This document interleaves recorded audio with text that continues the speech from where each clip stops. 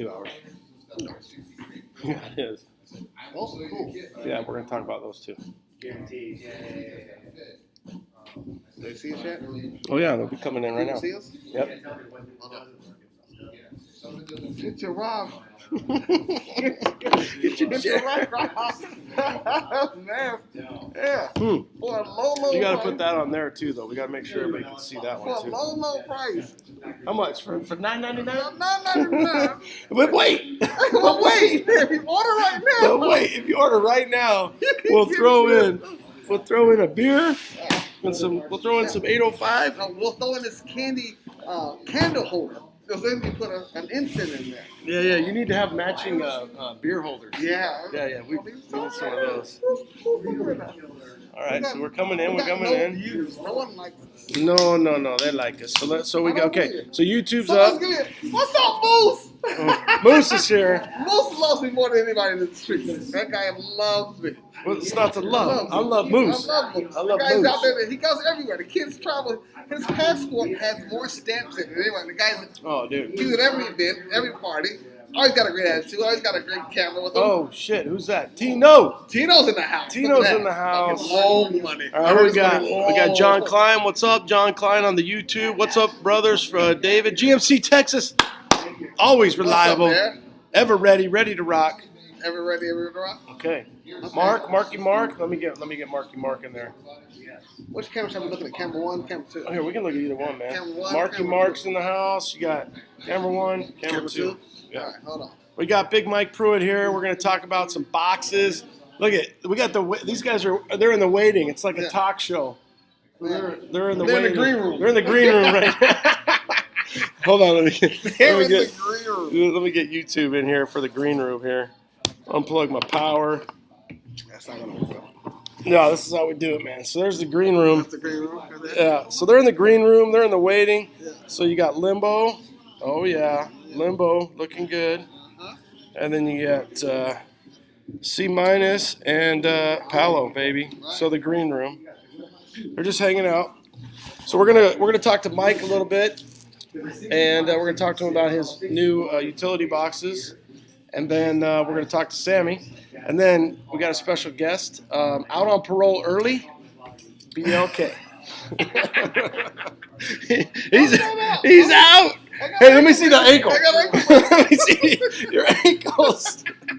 Oh, yeah, right. All right. Who's watching us now? Oh, I don't know. We got 50 people. 50 people there. And we got how many viewers we got here? Let's see. Restart. Let's go later. Let's go try tomorrow. We got YouTube. We got a little bit of this. So let's go like this. So I'm gonna give Rob this one, and he's gonna go like this. So here, you just walk over there with me. I'll show you what we're gonna do. So then we're gonna go over here. Secret showroom. This is the green room. They're in waiting right now. Are we up?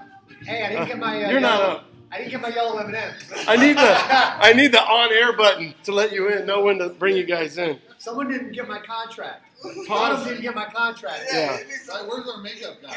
Where's my Perrier? If anybody needs makeup, it's you two. He wants Jolly Ranchers and Skittles. Yeah, my Jolly Rancher. What was on your special list? Your list was a little different than Mike's. Mike wanted you on his list. Mike, we've done that before. You said it was just once. Oh shit! Hey, 5859, Jason, you need to be getting to work. You're a little too early to be tuning into this yet. Okay, Rob, I'm gonna have you hold this. Hold on, I gotta hold. All right, Mike, let's talk about these boxes. Let's talk about these boxes. Okay, so we got Big Mike, Vintage Motors AZ. Check him out on the Instagram. Can they see me? Can they see what I'm doing? So we wanted to, so you're good there. So they can You're hold showing them, and then you can even look at the thing. That's the problem with the laptop is it only shows It's on the right. no way of So they can see you're me? doing good. Get in there. Get in there. Hey, you be like Vanna White. You be like this. Hey, Bring it in. look, go see my hand.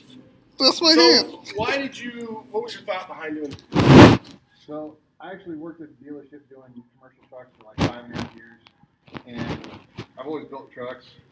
So this has kind of seemed like the natural next progression of C10s, work trucks, because the original boxes that now a lot of people are after, like this one we started with, are just beat the crap. Like you can't find one that's straight. If you do, you're gonna pay a ton of money for it. Takes a ton of hours to get them straight, or you can paint them and have on a nice truck. You know, if you're doing a patina truck, it's not as big of a deal. But I mean, even this door right here, this whole door is bent both ways. It's been cut and modified to fit. Really kind of reminds you, it's filling a gap of stuff that's just not available. Totally.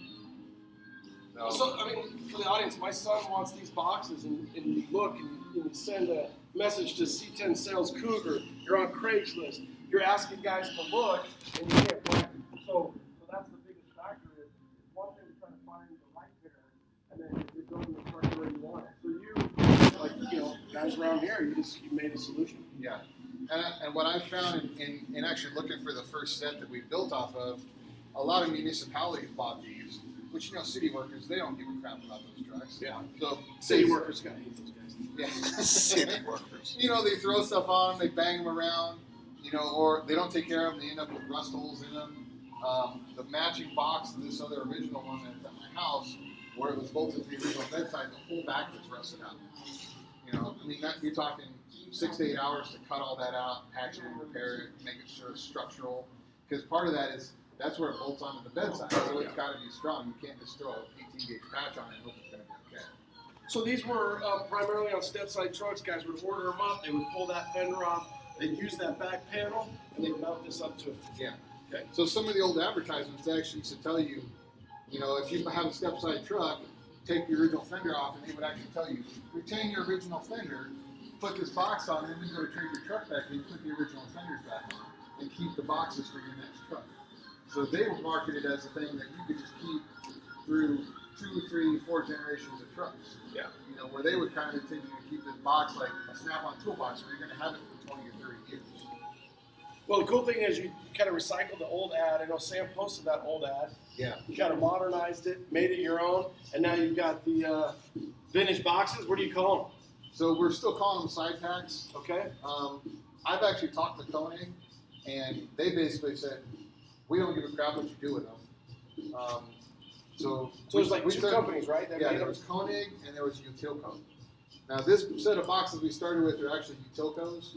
They're both very similar in design. You could order different door structures and stuff like that, where, this door would be all the way up here and you'd have a short one, which is like what's on Sam's truck, or you could get this real long door. So the flyers I liked, it was kind of a throwback. I sent it to Miller Digital Art, and he took that original flyer with some ideas I had, changed the artwork up a little bit, and then kind of made it, that nice mix of old and new. Yeah. To where it features the box on the truck. You kind of get an idea of this is what goes on, but like, look at the box.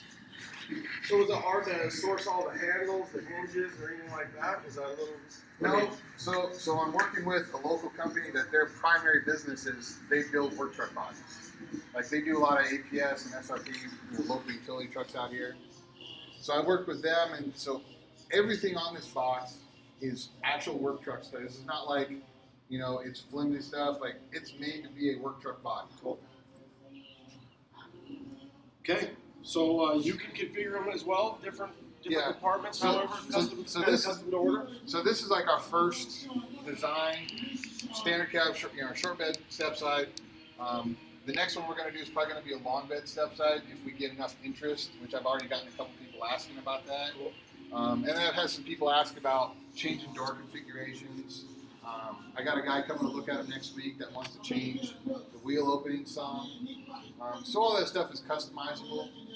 It just depends on what the customer is looking for. So how big right now what kind of wheel size can a guy put? Like 30-inch? Can they put a total tall wheel and wheel and tire? Because that's going to be the big thing, right? So the wheel opening thing is kind of fluid, because this set, so we cut the wheel opening and sculpted the edge. But what we can also do is we could just not cut a wheel opening. So let's say you had a certain wheel size, we could instead say, okay, we're going to leave this as a blank and cut it on the vehicle and cut a round opening to match whatever wheel size or tire size you had on the vehicle. Cool. Yeah, because obviously if they're going to run, like, let's say not the 2415, but something big, they're going to have to go into the Into the bedside anyway. So Yeah. they're going to be doing some modifications. Cool. Yeah. All right. So let's open these things up, and then we'll get into cost and weight and all that stuff. Oh, look at that. Perfect if you want to have some Brunannies. I like the shelves. That definitely does look, kind of like a modern style truck box. So what we're doing on the larger compartment is they're all going to have shelf strips and shelves in there. Excuse me, sir. Yeah. Excuse me. Sorry. Go ahead. Keep going. Which is the shelf strips, so you can take the shelf out, move it up or down. So like I said, we kind of geared everything on this so it can actually be used as a work truck, not just a show vehicle type of thing. And then The place for the humidor? yeah, the humidor. So this my guy I was working with, we actually called this the rifle box. It's perfect to fit, standard size hunting rifle or something like that in there, which goes good with. We're actually building a truck around these boxes. We've got a 71. Hoagie? No, Oh, different. we've got our own truck we're doing Okay. that's going to be released next year. It's going to have this actually first set of boxes on it, which is going to be a 3/4 ton 4-wheel drive short bed, LS drivetrain, but it's going to be made for like a off-road work truck. Cool. Yeah. So the hinges, one thing about the hinges, I was really kind of checking them out, and they look like they're like a carbon style or something, but they're aluminum. No, they're actually aluminum with a wrinkle finish on them. Yeah, they're definitely high quality. Yeah. And then how are they affixed on there? Is that a glue or? No, they're actually bolted Oh, on. okay, I see. So we've got a recess cut out in here, and they're bolted right through there. So the outside is all flat finished, and then they're just tapped into the actual hinge itself. Okay. That's back here the same. Nope. Everything's all hidden inside. Okay. Wow. Weight, I like how you have the cap on here. It's gonna have the lip there, like a little drip rail. Yep. So not only with the flush mount doors, every kit comes with all the handles, lock rods. Lock rods are all cut to length, so we do a 3-point lock system. So you have the lock here, and you have the lock rods, so they lock on the outside edges also, so you can't pry the doors open. Yeah. It's like a real utility box, right? Yep. I mean, you see them sometimes. You'll see them old school from when I was a kid. Even at the junkyard, still you'll see them, but they'll have like a rod, and they'll have the rod that goes through so that you couldn't open that door. Yeah. Same thing. The guys will weld something here, and then they'll add a rod through there just because Yeah. people still in their So like these ones just have the center lock. These are what they call slam handles, but they just have the center lock. So like this door right here that has a center lock, you can actually see where someone's tried to pry it open in the past, Sons of bitches. which they may or may not have gotten in there. Yeah. But this with lock rods and the flush mount doors, you almost can't pry this door open. Now, when we brought it in here, it's really well constructed. Do you have a weight on that yet? I don't know the exact weight. Just checking between this one and this one, they're maybe within 20 pounds of each other. Yeah, I mean, we brought them both in. What's the gauge on this? They're 18 gauge steel. Okay. And it's I got can lift a. I can lift half of it so it can't It took 2 Sams and 1 mic. Two Sams. It's about 2 Sams. It's a 2 Sams. How strong do you have to be to lift it? Well, about 1 mic, 2 Sams, a half a Rob. Look at those. Look at those things. That's a half a Rob. Well, I know my 16-year-old son can help me lift them up, so they can't be. Yeah, but it's your son. That doesn't count. He's spawned of you, dude. Yeah. So the big question, how long and how much? So right now, with the amount of feedback I've gotten, we're already 2 months out, just as of today. We're taking pre-orders, so that way we can do the next run, and we can have. We're trying to add, some extras. So if we get orders after that, Yeah. we're doing the initial pricing is about $3,500, but that's basically just like this. It's going to come with a hardware kit, all the weather strip, all the door handles, lock rods, all that stuff. After the end of June, which is when our promo is going to end, the price is going to go up to $39.50. So anybody that orders before the end of June, it's going to be $3,500. And there's a deposit. Just put down $500 or something. Yeah. Or As long as we get a deposit, we call in an order. Just because of the amount of money it takes to build these, we're not taking any orders without some kind of deposit in. Yeah. Cool. Yeah, I was thinking something else here. So you said that you got the lock, the box, you got something else popped in my head. I'll see if I can remember it. But ultimately, shipping. So, do you have anything worked out for shipping? Because that's the biggest problem, right? It's a big ass container. Some with FedEx, UPS. So we're gonna get a whole. I used to have a shipping account, commercial shipping account, which we're gonna go back to yellow freight. So basically, we can package a pair of these boxes with the hardware kits and everything in them on a single pallet, ship on truck freight on yellow freight. Obviously, shipping's good depending on where you're at. Yeah. Or we'll also do local pickup too. If somebody's, coming through, and as far as like next year goes, like, hey, we get some orders for Lone Star. Okay, maybe we can do free delivery to Lone Star. 100% LST, baby. Yeah. Eastbound down to the Throwdown 2021. We're going. I don't think Rob's going. I'm going. I don't know. Rob almost died last night. I did almost die. Sam's truck again. Yeah, Rob. Okay, so cool. That's what a lot of guys do. Slash tough, bigger tough guys, and frame guys. That's what they're doing. Hey, if you can wait, and you want to wait till February, you're going to come out to Dino's, then let me know, pre-order, and you pick it up when you're out here. Absolutely. Okay, cool. Good. Well, I think it's an awesome idea. It's very well constructed. Nobody's going to say anything less on the craftsmanship, and you've done your homework. So if you guys want to inquire, then just hit you up on DM or email. What's the best way? So DM, Instagram, all our contact info is on Instagram. If somebody wants to call and they have questions, they can call. I answer during normal business hours, but if somebody wants to ask, like, hey, what size is this? Or they want dimensions, they've got kind of a weird oddball, application. I'm more than happy to talk to anybody with questions and try and help them as much as I can. What about speaking of oddballs, what about the Ford and Dodge guys that have step sides that were available and do you have much to do to modify it for that? So the funny thing is that the ad that you talked about that we modified, in that ad, their original artwork was actually a Ford truck. Yeah, and that was the one Sam posted? Yeah, was it? that was the one Sam posted. I'd be totally open to doing Fords, Dodges, some other oddball makes. It's really just, I need measurements. Sure. If I can get measurements on wheel openings and stuff, then that kind of gives us, because we're shipping these without bolt holes drilled in it. So basically we can build it off a set of measurements and then make sure the wheel's going to be centered. I mean, that's the biggest thing with these, because it's not like there's a body line that's going to have to line up with the original truck. Cool. Okay. Awesome. So shipping, if you need anything, if you need measurements, if you're interested, inquire, hit them up. Vintage Motors AZ on Instagram, and that's it. Is there a website? Not yet. Not yet. Now, real quick before we let you go, what's going on with the shop? Your shop caught fire. That was something we saw on social media and everything. What's the latest on everything with that?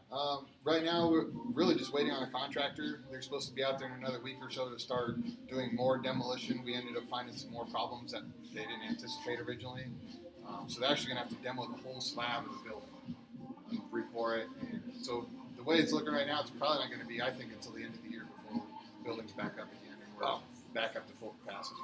Okay, well, this will help. So Yeah. let's get these boxes out. And if you guys are interested in these boxes, hit them up. All right, thanks, Mike. Thanks, Mike. Okay. Nice, good work. Okay, so speaking of utility box gang, yeah.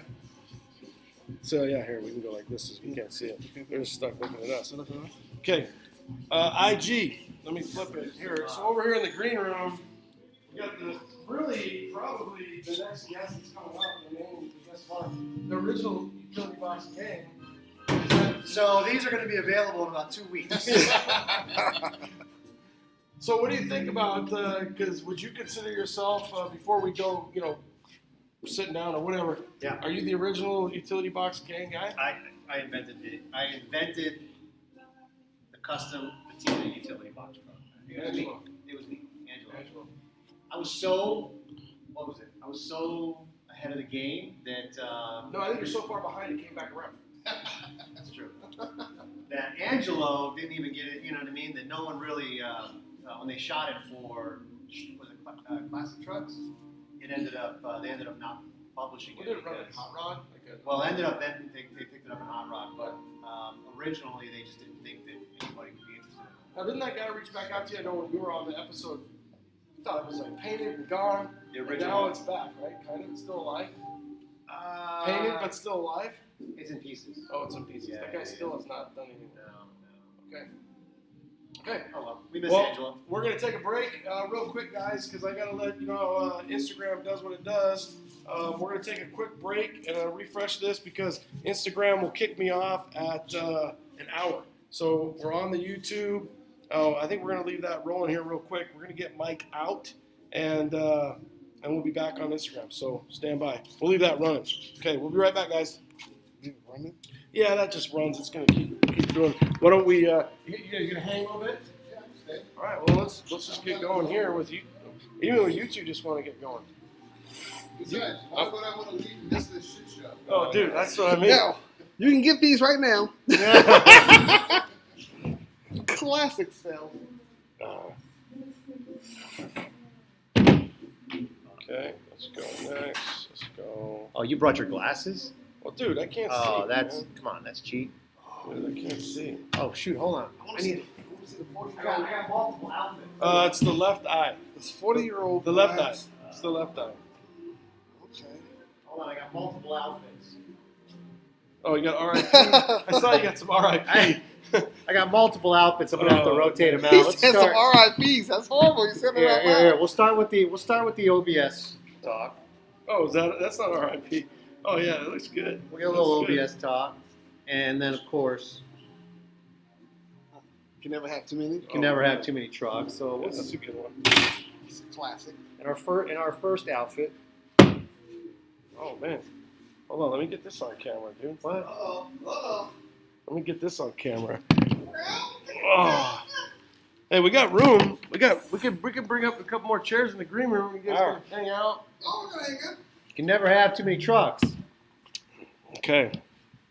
So I'm sure there's going to be lots of questions. When we do IG, we'll just we'll bring them back in. Oh, this was funny, by the way. Let me go back. So you see Oro.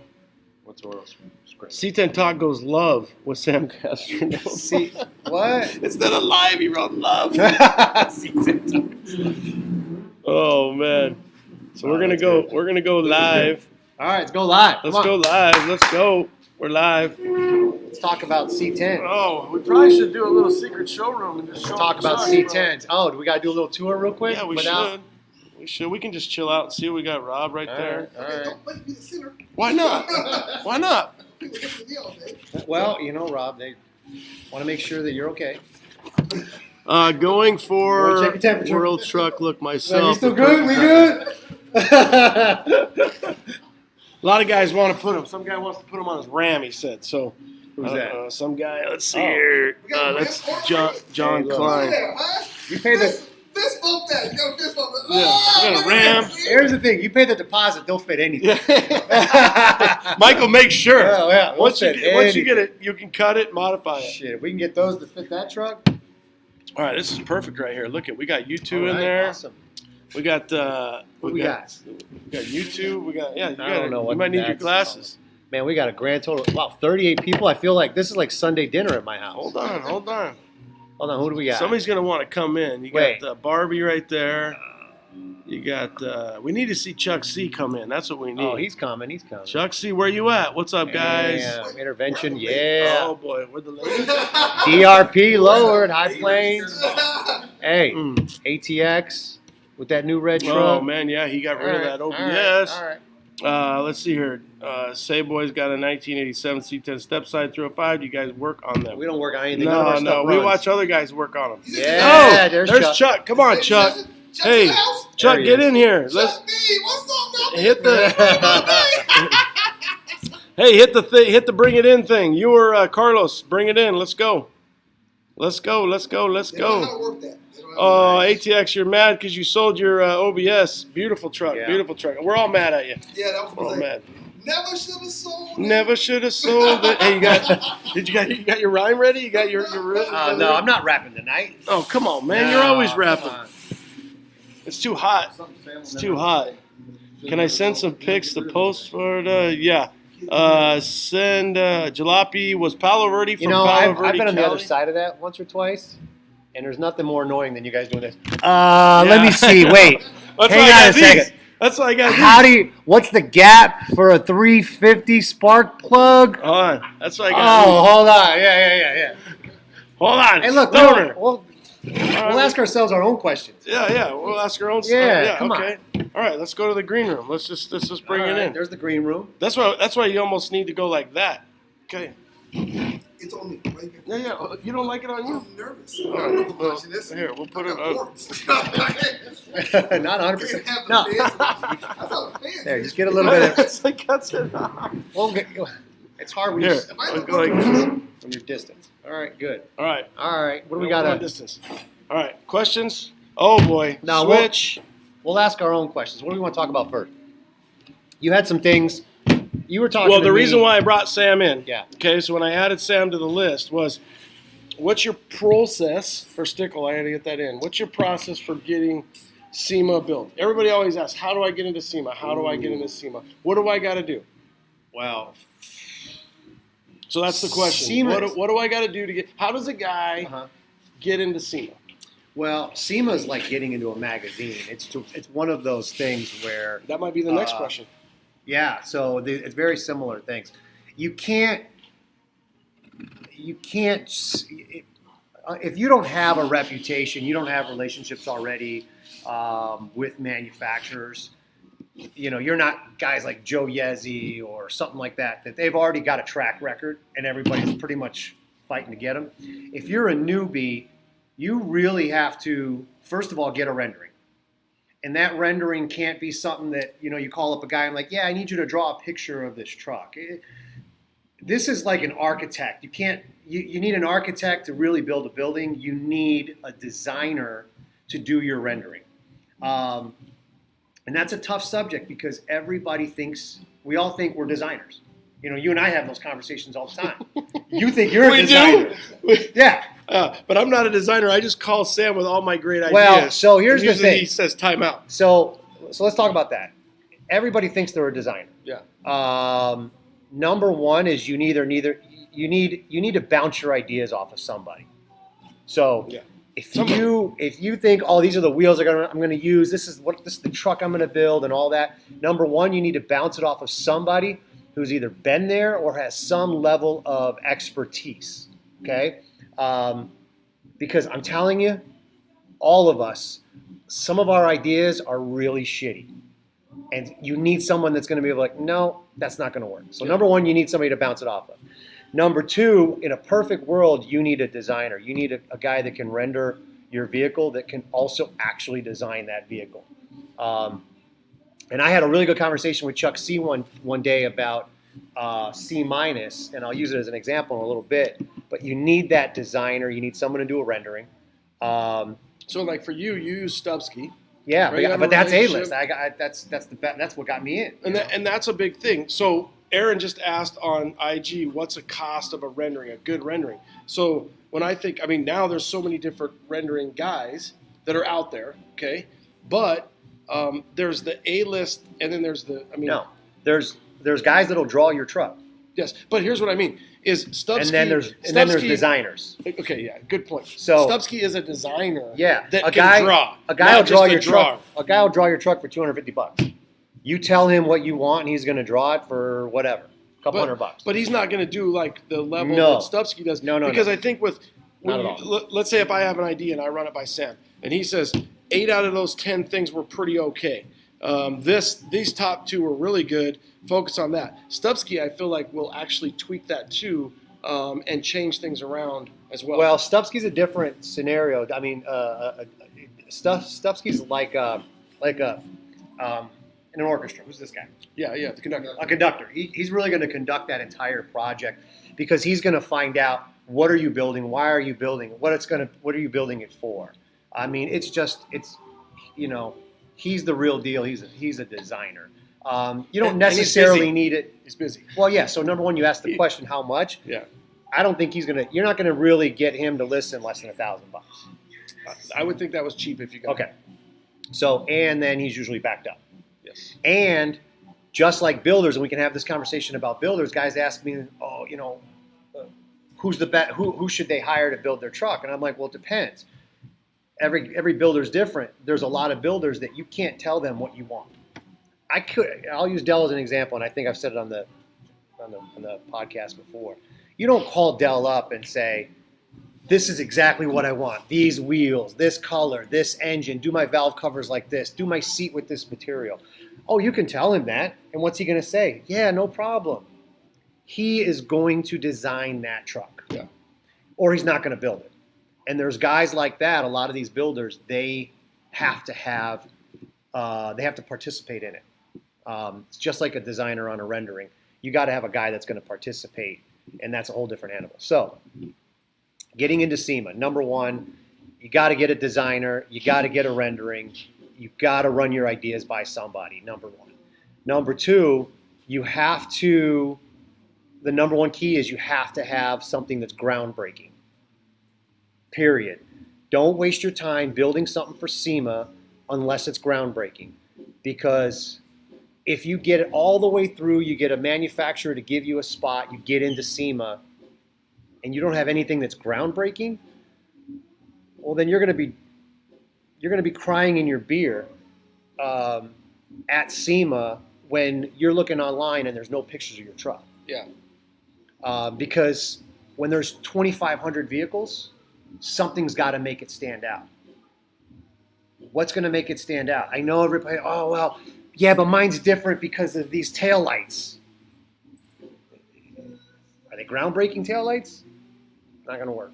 You know what I mean? Yeah. So, rendering, groundbreaking design, something groundbreaking, and then at that point, you have to, it's almost like getting a job where you create a resume, and that resume changes for every application. One job, you're going to change your cover letter that says, yeah, I always want to be an engine, I always wanted to be work for this AC company. So if you're going to pitch manufacturers, you got to create a proposal that's really designed for that manufacturer. I pitched Roadster Shop. I pitched AccuAir. And the proposals were really different. So that's the other thing is you got to, anyways. But here's a big thing. Well, but here's a thing that I kind of think is really important. So you have a guy like Sam who's been to SEMA twice, C- and OGMC. So, but then Hey, Max built, it is, and you know. Okay, go ahead. Groundbreaking sounds expensive. So the key, here's what I feel like what's happened right now in our world, social media, is you have this job application. You want to go get a job at wherever, whatever. You've already have proof in a resume that you could do that job. What's happening a lot of times is we have guys who want to and think they can just get that same job. They haven't been to SEMA yet. They haven't done anything. And I feel like you have to do that and do that hard work, just like life. The other thing is what I see a lot is guys want stuff for maybe not necessarily free, but they think they're just going to get all these parts because they're going to SEMA, and that's not true either. Yeah, number one, you're going to get some free shit, but you're only going to get free stuff once you get a SEMA spot. So once you get that key sponsor who's going to give you a SEMA spot, then is when you will possibly get some other free items. Or discounted. Really look for discounts. Yeah. If they're going to give you discounts, be happy with that because nothing's free. You get a lot of free stuff. There's commitments to come with that. So discounts good. The other problem is and this is where it becomes a slippery slope. It's hard not to change your truck and your design when people are throwing free stuff at you. There are parts, expensive parts that I was offered with C- that I couldn't take because it was going to change the design of the truck. It was going to change what we were doing. And it's hard. It's hard to say no to $5,000 worth of something free. But people want that billboard. But They want your name. And we've all been to SEMA. You see something and you're kind of like, yeah, that's great. Why'd they put those on there? Yeah. Well, you know why? Because it was free, and it's hard to say no to it. So SEMA's a tough one. I recommend everybody try it. It's one of those things you got to do it once. They are expensive builds, but it's a lot of fun. It's a lot of exposure. If you knock it out of the park, if you have something that's groundbreaking, it always goes back to my dad was a craftsman. My dad did 100-point restorations on Cadillacs. Anybody who knew him, you would know his builds were meticulous, but no one ever saw them. Yeah.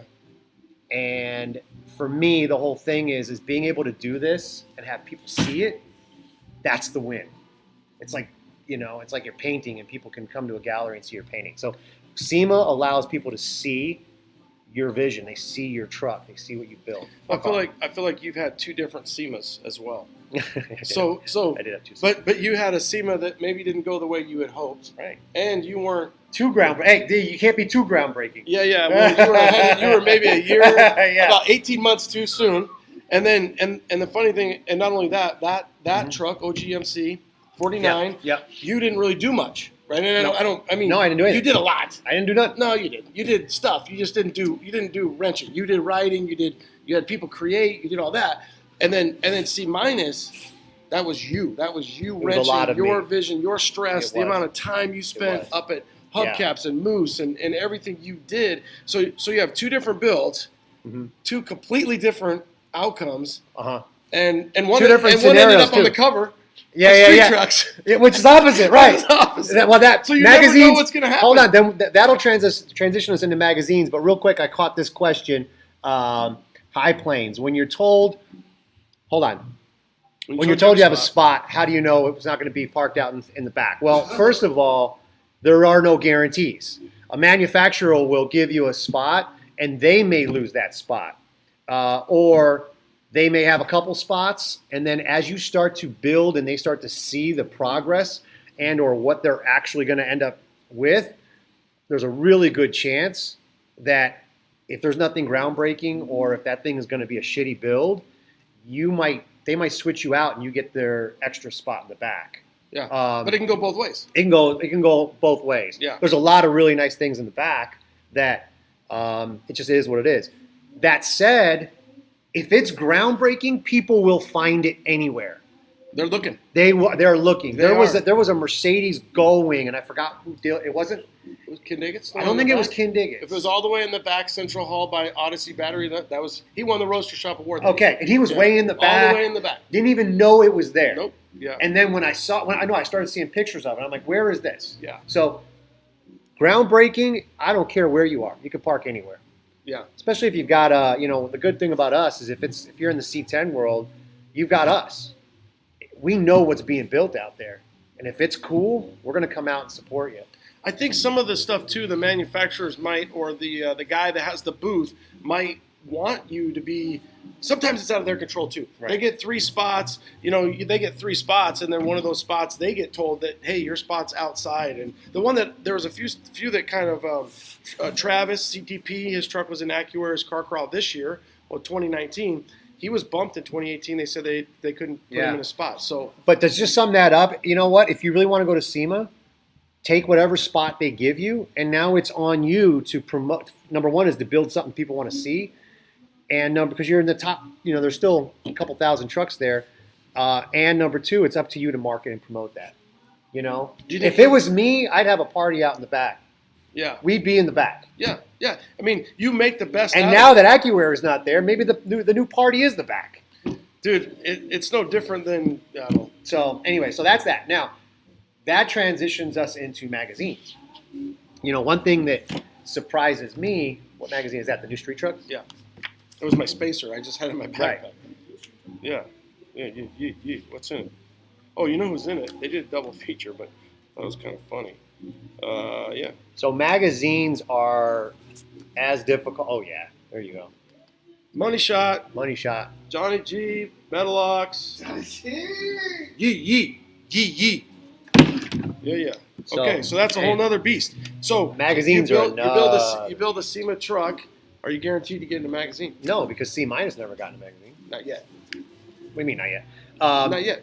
The funny thing about C minus is that's one out of all the things that I have done. That to me is the truck that has now proven that it can stand the test of time. Like, it's not a truck that everybody loves it when it comes out, and then all of a sudden it's like, oh yeah, I've seen that truck before.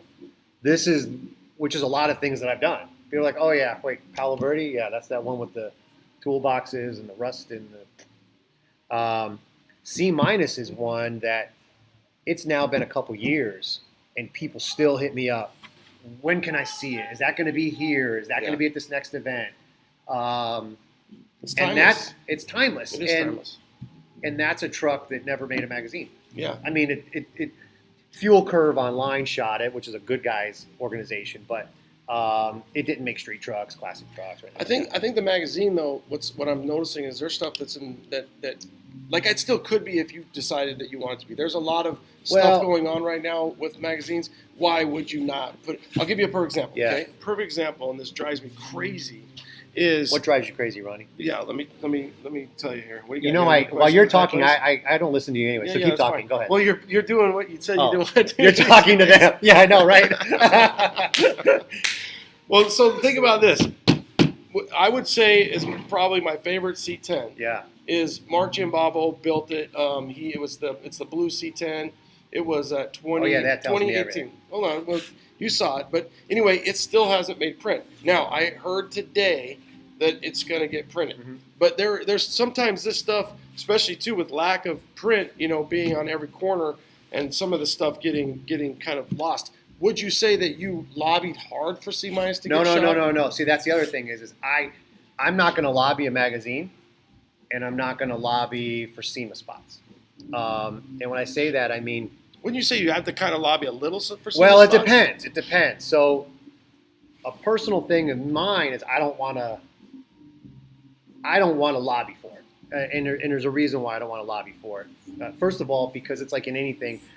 In the way the relationship goes is you kind of if you start asking people, at some point they stop listening. So if Like I'm going to you and I. ask, Like you and I. right? If I'm going to ask somebody for something, I really, really want it.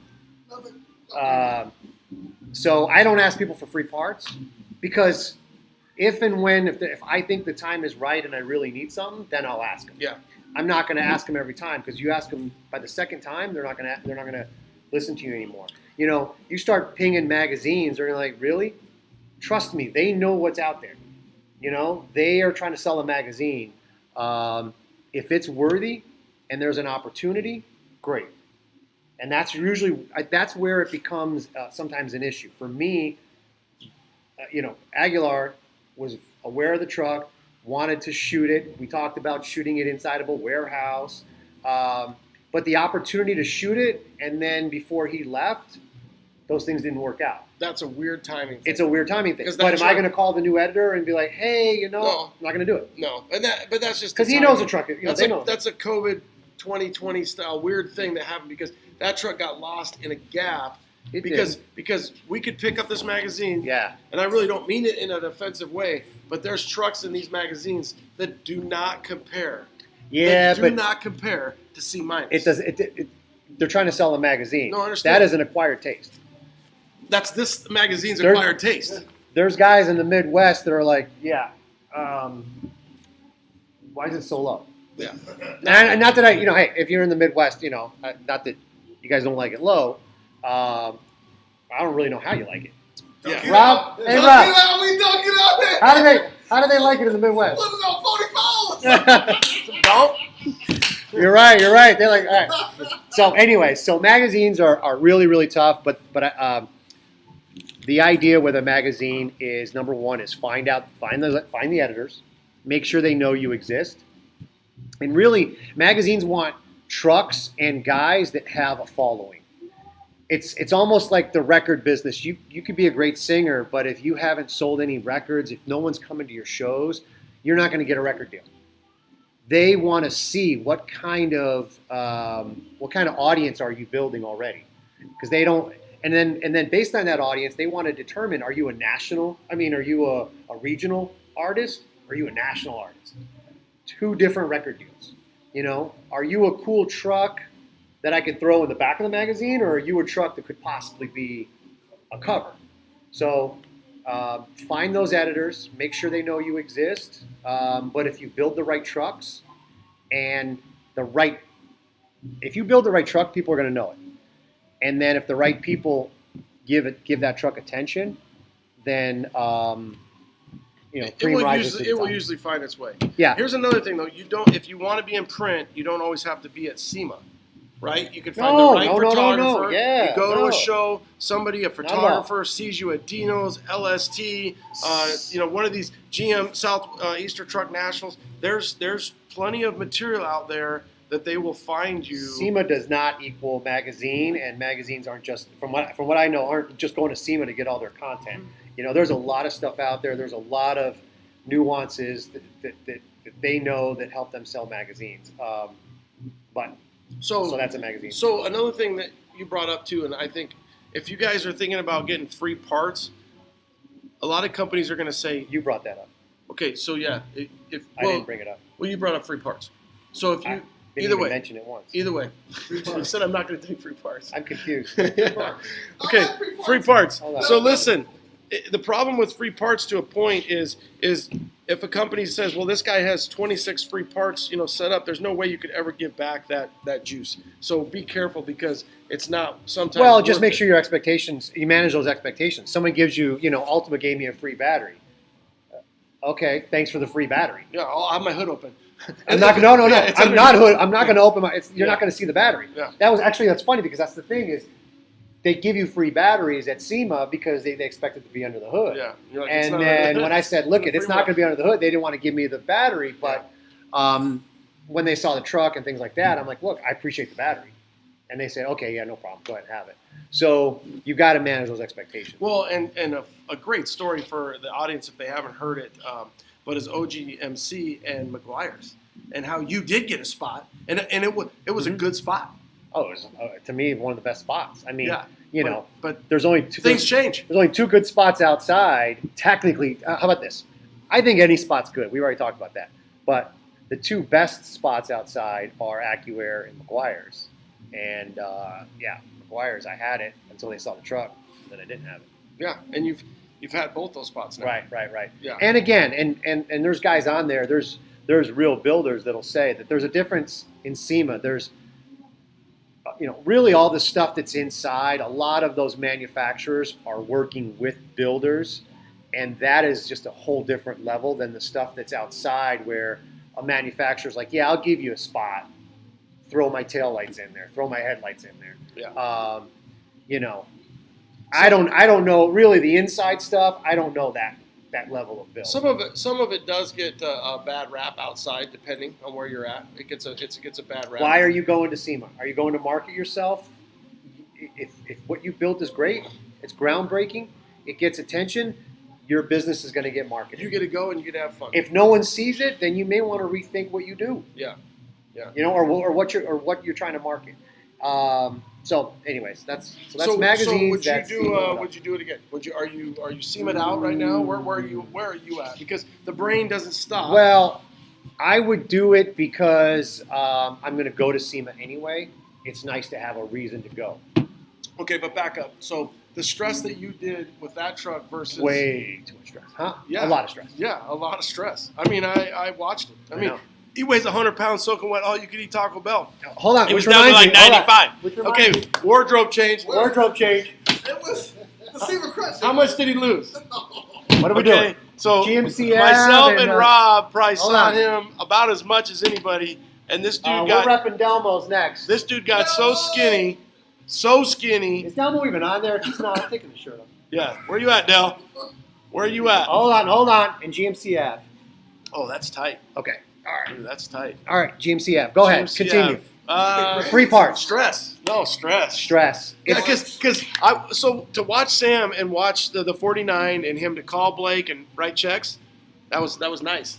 To build that, I feel like you're happier with yourself today than ever because you did build that. You built that, and to do that, but the time was just, dude, it was down to the wire. It was, you were orchestrating. You had bags of tools and the wall, and that was a crazy time. Well, because there's guys that will get close and they're perfectionists, and if they don't think they're going to make it, they're just going to call it and say, "Yeah, I'm not making SEMA." It's just not my blood. I'm making SEMA no matter what. I'll glue parts together if I have to. You know what I mean? But Sam always delivers. So I'm always going to finish what I start, which is, we could one day get into the story of Palo Verde, which is really $600 A that I cab. should have. I didn't want to. A cab. I didn't want to throw away $600, so I ended up building a truck Yeah. to throw it all away. But that's a long story. Throwing good money after bad. But I got to finish what I start, and that's where that comes from. But we go to SEMA, and we now like it. It's kind of emerged into really a truck event for us. Dude, I don't know how, but the ability for the group to take over within reason. I mean that very respectively, humbly. But and again, this year, whatever Right. from an announcement perspective, if SEMA does happen, which we think it will, United Pacific is having C10 Nation back, C10 Nation Day on Thursday. Yeah. So SEMA is fun. Go to have fun. Go to meet people. You're going to meet great people. You're going to see amazing But builds. You're going to see builds that you don't even know about. The truck world earned their spot in SEMA, and with guys like Syndicate and Yezi with the GM Design Awards, and then AccuAir, really stepping up and giving spots where I think Delmo was one of the first, with his quality builds and just bringing all that attention, and then everybody from there, Trey 5, Max Build, all those guys, everybody just continuously delivering amazing product, and then all of the support. Just grew. Even your even Yeah. what you do in the magazine. So SEMA kind of became where we just have our own little factions and we're part of it. Because of that, I'm gonna go, but it's like I don't like going to car shows to look at other people's cars. Yeah, I agree. I know that's hard. I do to a I don't point, want- but not maybe. But I'm working my butt off. But 5 days of a car show or 4 days of a car show. My thing is if I'm going to a car show, I'm driving my own shit there.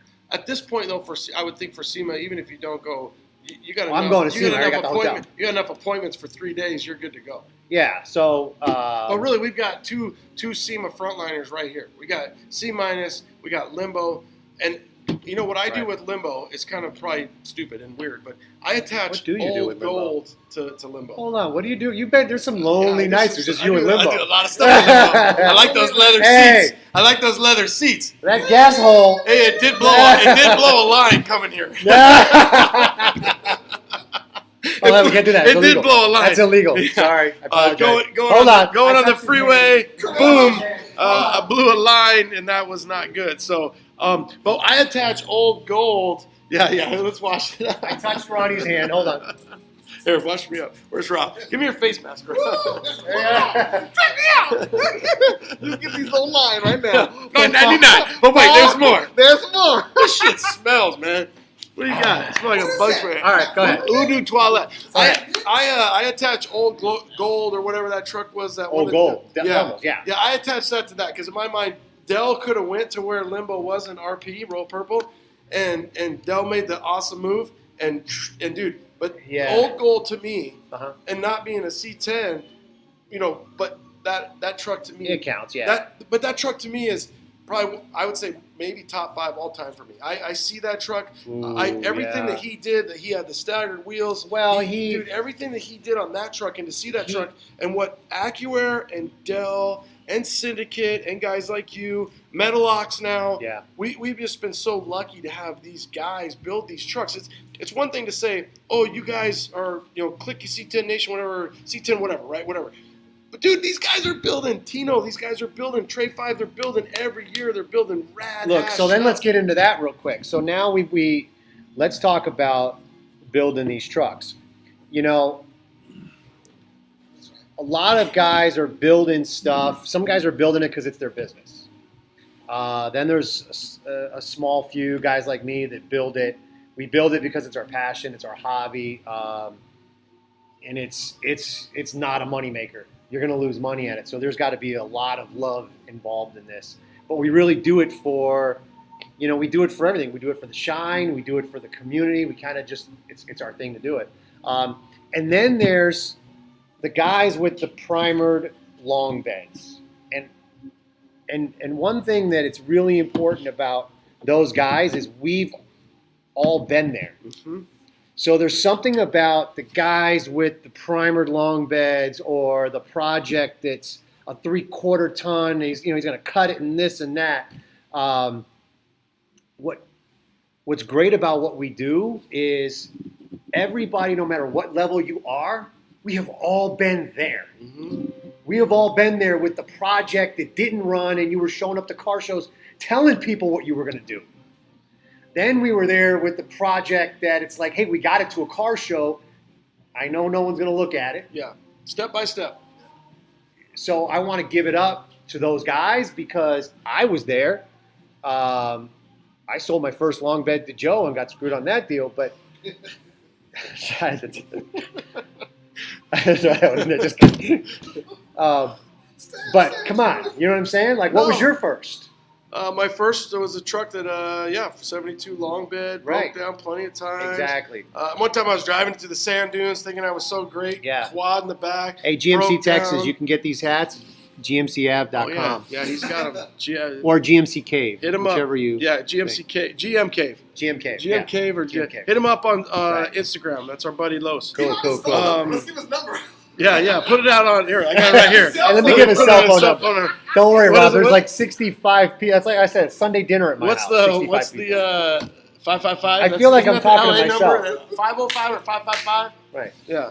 Yeah, this nation, it's not really a nation when it's It's- 60. What kind of nation is that? So it's just NA. We we haven't made it to shut. And They then, shut. yeah, C10. Not, tens of not tens of applicable. people. Tens of people. Not applicable. It's Natty Light. Yeah, it's Natty Light, a This is C10. the Natty Light. Okay, so what else are we talking about? So let's provide some let's see content what we here. got here. High Plains. Okay, he already went through that. So we're a little bit. Vegas is always a gamble. I like that. Vegas is always a gamble. Yeah. Great info. Oh, hold on. Big Ten. Big Ten. You know what I want to get into? Hi. Okay, so check There's this. GMC Cave.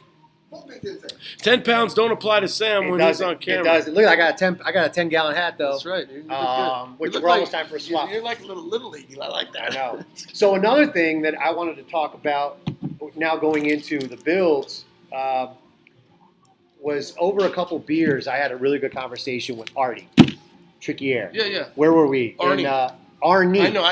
Yeah. Oh. Arnie. Yeah. Um, Probably Dino's. Probably. no, Houston. No? Oh, Houston. At Houston. LST. LST. Oh, okay. Yeah. I got it. Yeah. And we were, we're talking over beers, and he's like, all right. He goes, I wanna- Arnie talk. Tricky Arnie air. talk. Tricky Air. Yep. He's like, all right, what's the formula, Sam? We can make money on a square body. Like, what's the formula? To lose money. Start To make money. No. Yeah. Just start with 100,000. That's the only way you'll make money.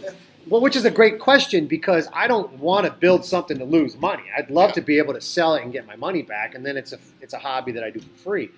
In some cases you win, some cases you lose. So, But you're not counting your time. oh no, you never count your time. No. And you never count those 653 trips to AutoZone and the Ace Hardware for the All right. $14. Hey Rob, go really quick. Match up this bolt, Rob. And how come I gave you 20 and I got $6 back? Or the midnight calls to Summit Racing. You know, Oh, yeah, yeah, Summit. Summit. Oh, the last minute, and then you need it quick. Which going back to SEMA with the timeline, that'll yeah. really fuck up your budget Yeah. because now you're ordering shit quick, and then you forget all that. Okay, Well, and you're so exhausted anyway. Right. To where you're not. There's not going to be any planning things Right. out. You're so exhausted. You're at wit's end at what point, and you're only X amount into the build. yeah. So. Keep talking. All right. So now, when it comes to budget, or how do you make money? What's the formula for making money? This is a good conversation because you know what? This one's going to be my Ooh, Manscaped. What's this one? Sorry, Manscaped. I'm gonna come You know, back. hey, how do you think? You're an What do you think- influencer. What do you think? He's an influencer. They're embarrassed right now. There's only 65 people, but maybe one of them will buy a. Maybe one of them's got hairy balls. Matter of fact, they probably all got hairy balls. Let's see. Yeah, he's got it for sure. Mosif, definitely. Oh, my God. Mitch, I know you got hairy balls. No, I don't. I Wait, can't wait, say oh. that I know. Hold on, here. I'll throw the syndicate hat on. There you go. Somebody Ooh, on I there like named that. Harry Balls. What happened to the Hey, look red- look for at hairy balls. at hairy balls. Okay, so So making money. making money on a truck. What's the formula?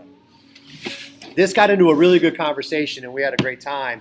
And I had thought about, and I remember he had made a comment that he wasn't really aware of some of the things that I was thinking about or telling him about on square bodies or really on trucks.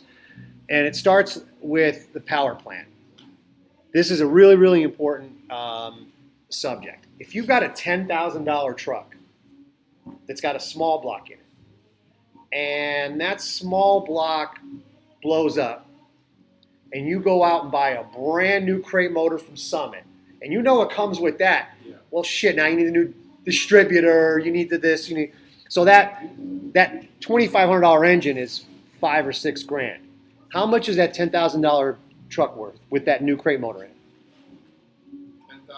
$10,000. Yep. Understand that the small block adds zero value to a vehicle. Yeah. Whether it's old and dirty or whether it's brand new and shiny, it's not going to add any value. The only way it adds value is that if you go to buy it, it's a runner versus a non-runner. Well, so now But that's knowing it. that you got a $10,000 truck, you're buying a truck that doesn't run. What's it going to cost you to make that truck run? And is it going to be worth the juice? And again, the old-fashioned, you make money on the buy. So first of all, if you didn't buy it right, not running, This is You're like our chasing- weekly talk. yeah, you're like chasing ghosts already. So you got to buy the truck with not running really right. Well, where are you going to get a super clean short bed? You know what I mean? Right now for a cheap price. Finding the truck's already hard. That's why there's an evolution. It tends to be that the generations that we go even Right. to the CKs because guys can't afford it because you Yeah. take a original paint 79 truck, C minus, it ain't going to be cheap. But you can almost take that motor thing and go into that same Well, I'm chassis talking thing that we talked about. Well, hold on. So now this is an in-depth conversation. We'll have to keep it as brief as possible, even though between you and me, that's impossible. But I'm just trying to talk about. Oh, dude, there's shit. Mike's back here. We got to get him some And beers. Rob even's got, yeah. Serve up the beers. You didn't offer Mike a beer? You want a new one? What the hell? His Modelo's dry. Hey, bartender. I got a whole cooler. He's got the. Are you? Hey, is they open? Is the air? Are we flying again? Are we flying? Are you the pilot? Who needs Wow, something? what do Oh, we we got? gotta show him this. Hold on. Oh yeah. I got look the Ronas. he brought some Coronas. No. to Oh, and with the party. line? I got the Lion. Oh yeah. Yeah, bring that. Oh, look at that. No, let's see it. Let's see what you look like, Lo. Let's I got the 805. Here, Give look, me that I gotta see this, man. Look at this little cooler. Like the little cooler. He's like the stewardess going down the expressway. The stewardess. He's carrying shit. Oh my god.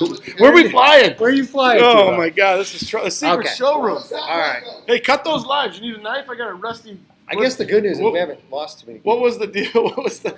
You have a razor blade wherever he goes. Doesn't mean it's gonna be clean. Okay, so now these guys are probably like, No, we're having fun. They're just All chilling, right. man. It's Friday night. So Friday night. The motor. I Small guess block. I guess what I'm talking about is like trying to just find a truck, put a lowering kit in there, clean up the motor, and make money on it. Okay. Again, so now we know that a small block has zero value. That should help you make a decision. Try to buy a truck that's got a really good running engine because you're not going to make money if you have to put a motor in it. Okay. Now there was a window of time where you could take that $10,000 truck, get a $1,500 junkyard 5.3, do an LS swap, and maybe get 17, 18 grand for an LS swapped truck. Fellas, ladies, gentlemen, Boys and girls. those days are over. An LS motor adds how much to a $10,000 truck? $6 grand. $2,000. Yeah. So, and there's no way, even with a junkyard and a new wiring harness and this. How much does it cost to put in on the cheap? Oh, you're $5 to $7 grand On the cheap. on the cheap. Yeah. That's not even an electric fan. Yeah, because Bowman, Well, hold on, Bowman's not cheap. No, I know. But the I mean, the principal, what fair- was her? he's The super- fairly priced. The superintendent was. He's competitively priced. No, he's not. He's not competitively priced. He's on here. We know. Is he on Where there? you at? Where you at? So the superintendent, I think you found some tremendous value on an installation for a 5.3. The superintendent. Well, yeah, the guy that installed it was in the dirt. Yeah, that's what I'm saying. Yeah. So, but Bowman, when we had Bowman on the first Builder Series, he's he's dropping like 12K type stuff. So he is going to be the guy that you're not going to have to worry West about Manny, anything. red 59. Are you talking about my 57 GMC? That was the only one I think that was red. Okay, go ahead. Keep going. Unless he was talking, because what was the Lambrecht was that 60, That was orange 64. 4. So Yeah. anyway, so LS 5.3 LS swaps really don't add enough value to where it's going to cost you $5,000 to add $2,500 value to the truck. So okay, here's my opinion on this, and I want to see what he says. Okay, I don't even care about the motor. I don't care about the motor. I could care because I just that's why none of your shit runs. That's fine. That's fine. He's true. He's right. So hey, I've seen your engines. You've seen them all. Nobody cares about that. Seen them all. Backyard So I just bought a Blazer that I bought for merely the paint and the body. Oh, that's a different story. No, I know. So if you're Arnie or if you're the audience and you're like, well, how do I make money? I don't want you to think that the guys that are making money are making money. They know and they learn the hard way, and that's how they're going to make money. But Sam, Wait, someone's making money in trucks, cars? Nah, some love guys, to know some they're not. guys are. Outside of Boris' Street Machinery? I think Mason Dealer is. Okay, go ahead. He's selling some trucks, but what's his face? God, the hops, whatever. I got to get him on the pod. Oh, he's got nice stuff though. Yeah, but Yeah, I up in feel like he's tennis. kind of like a broker guy. Yeah, he's a Tennessee guy. I don't know. I I've reached talked to out him. to He's him. got I reached some- out to him. Yeah, he's got some, I'm gonna. he's a cool cat. I'm gonna interview him. He's a cool cat. cool. So we're gonna get him on. But there are a few guys, Boris, namely one of them. But the motor. Okay, so you're like, okay, Sam, but listen, you're saying I shouldn't buy the 350. The motor doesn't run. Right. No, that's not what he's saying. And don't go into it. If you're just trying to make money, then whatever. But Sam, one of your parts of your formula is paint and body. OG paint is top tier. So if you can find a truck, a barn find, a carport find, a grandpa find, whatever it is, and it's OG paint running, or maybe it's got a motor issue, it needs to be tuned up, bad gas, whatever. You're like, I can't get it running. OG paint, straight metal, you can get into it cheaper, buy it. Well, so then let's get really quick into paint, patina, and all that. One thing that's important is patina is like paint. Free paint. No, free expensive paint. No, patina is like paint. Paint has to be perfect. Correct? Yeah. You don't want a shitty paint job. Right. So Yeah. if it's not perfect, then that value of that truck starts to just slide. Yeah. Okay? Speaking of perfect paint, that's perfect paint. Yeah. Speaking of perfect quasi patina paint, I wouldn't even call it patina. Right. So now, so there's levels. No. So paint and patina are exactly the same. You need perfect paint or perfect patina. Anything in between, now you're talking about a sliding scale of value, okay? And here's what I mean by that. We all know what perfect paint is. What's perfect patina? Perfect patina can be rusty patina, but perfect, meaning it doesn't need faux tina. Because there's only one guy in the country that can actually do it effectively, which is Jerome. And he doesn't even count because no one can even do that. Jerome is Boris's right-hand man. So if you don't have perfect patina, and perfect patina is, and I don't care if it's rusty, I don't care, let's just talk about rusty patina. In other words, faded paint, rusted through. Pontiac. Yeah. Your Pontiac is perfect. So perfect patina is, I think Yellowstone had really good patina. it did. Perfect patina is consistent patina throughout the whole truck, so that there's nothing that's been painted at some point or whatever. It's got to be 100% OG. Sheet metal's got to be straight. Poncho had really good patina. I know it had. No. Poncho's a different story. Well, Poncho had good patina in the front. yeah, It was a faux tina bed. that's right. And the door. So- right? I mean, so It's the reason why I don't own it now. yeah. That would have been a truck that I would have never got rid of.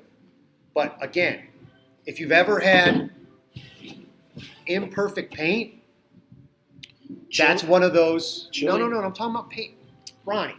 Go A with painted it. truck, Okay, a painted only truck. paint, only painted. an only painted Alright. truck that you bought painted, and it's not perfect.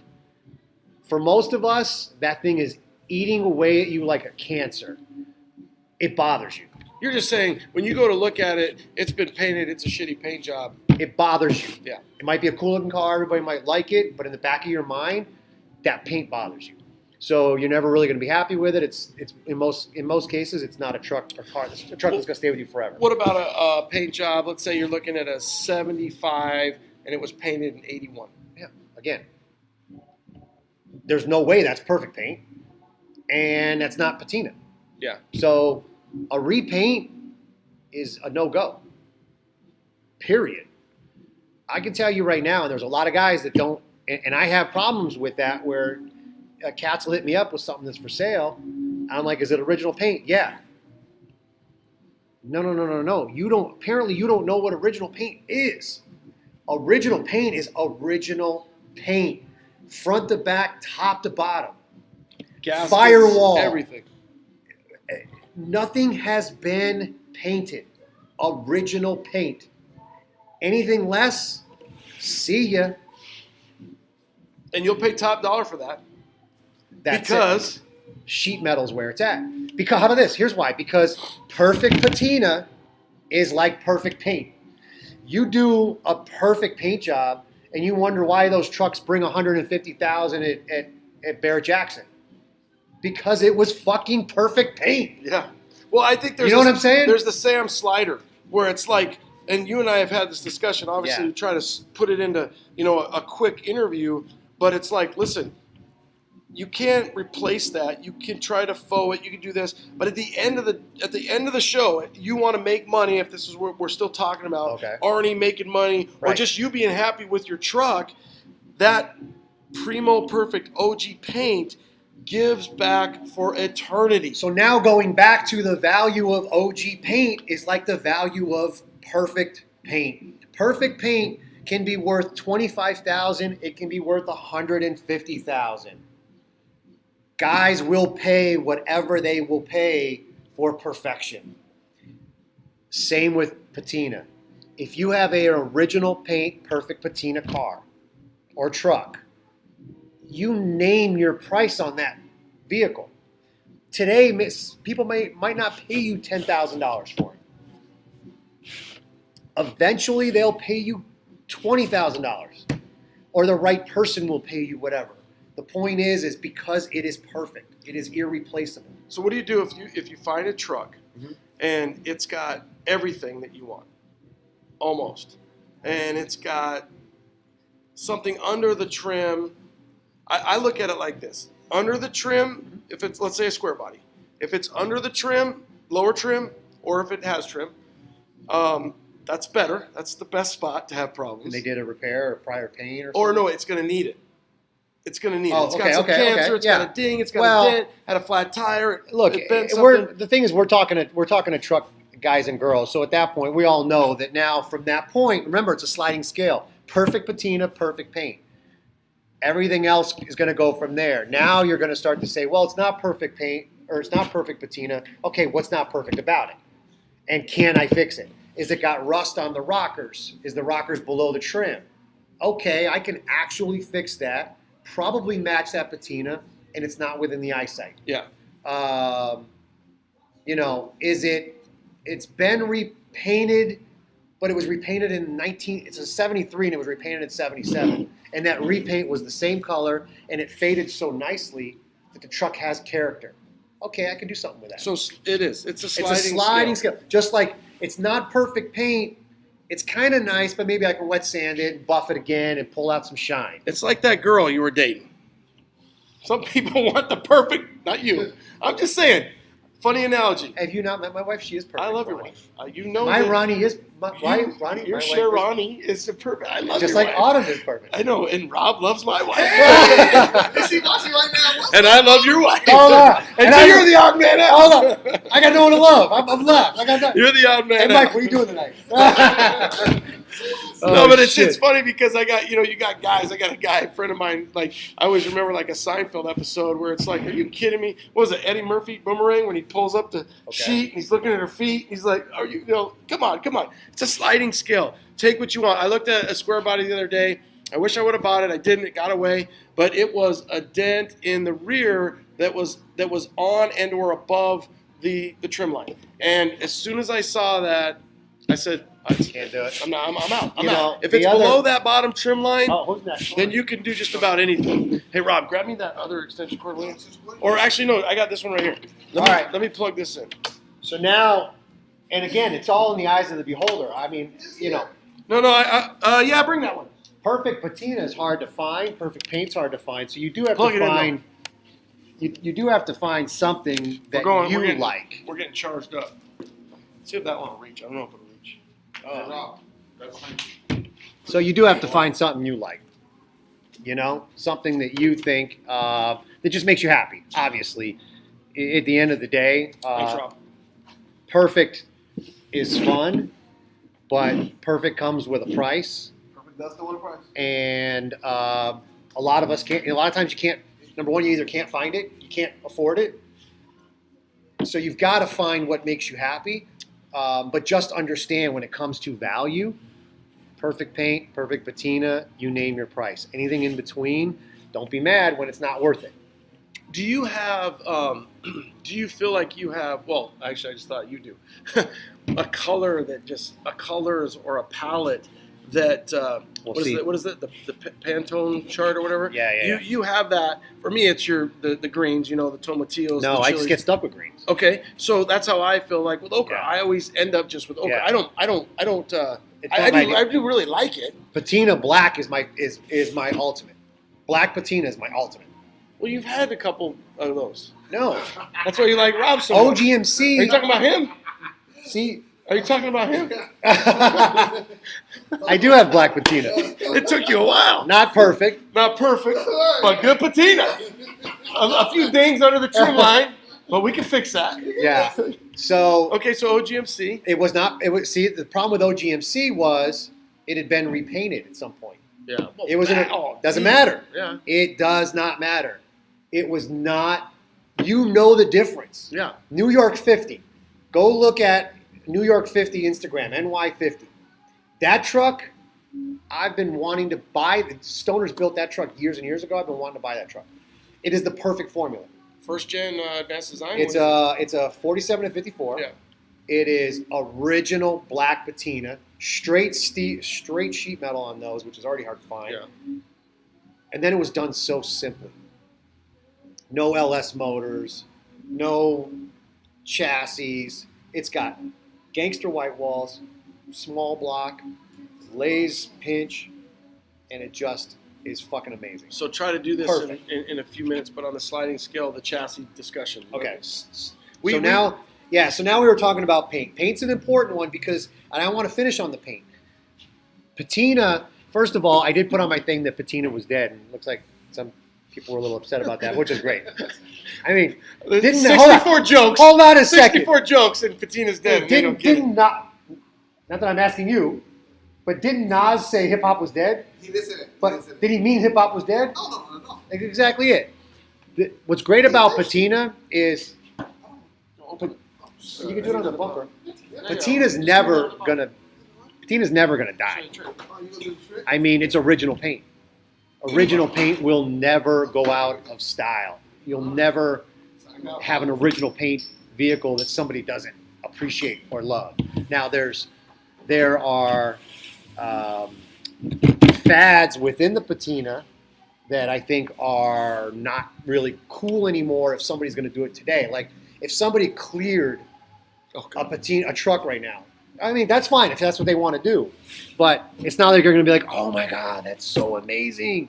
No, it's kind of played out. Well, and I think where guys really hurt themselves was I saw it on cars more than I did trucks because I feel like the patina was cool in trucks and it came from trucks and then it went over to cars and it could have been even better and it still can in cars. But guys would do like a real a glossy clear.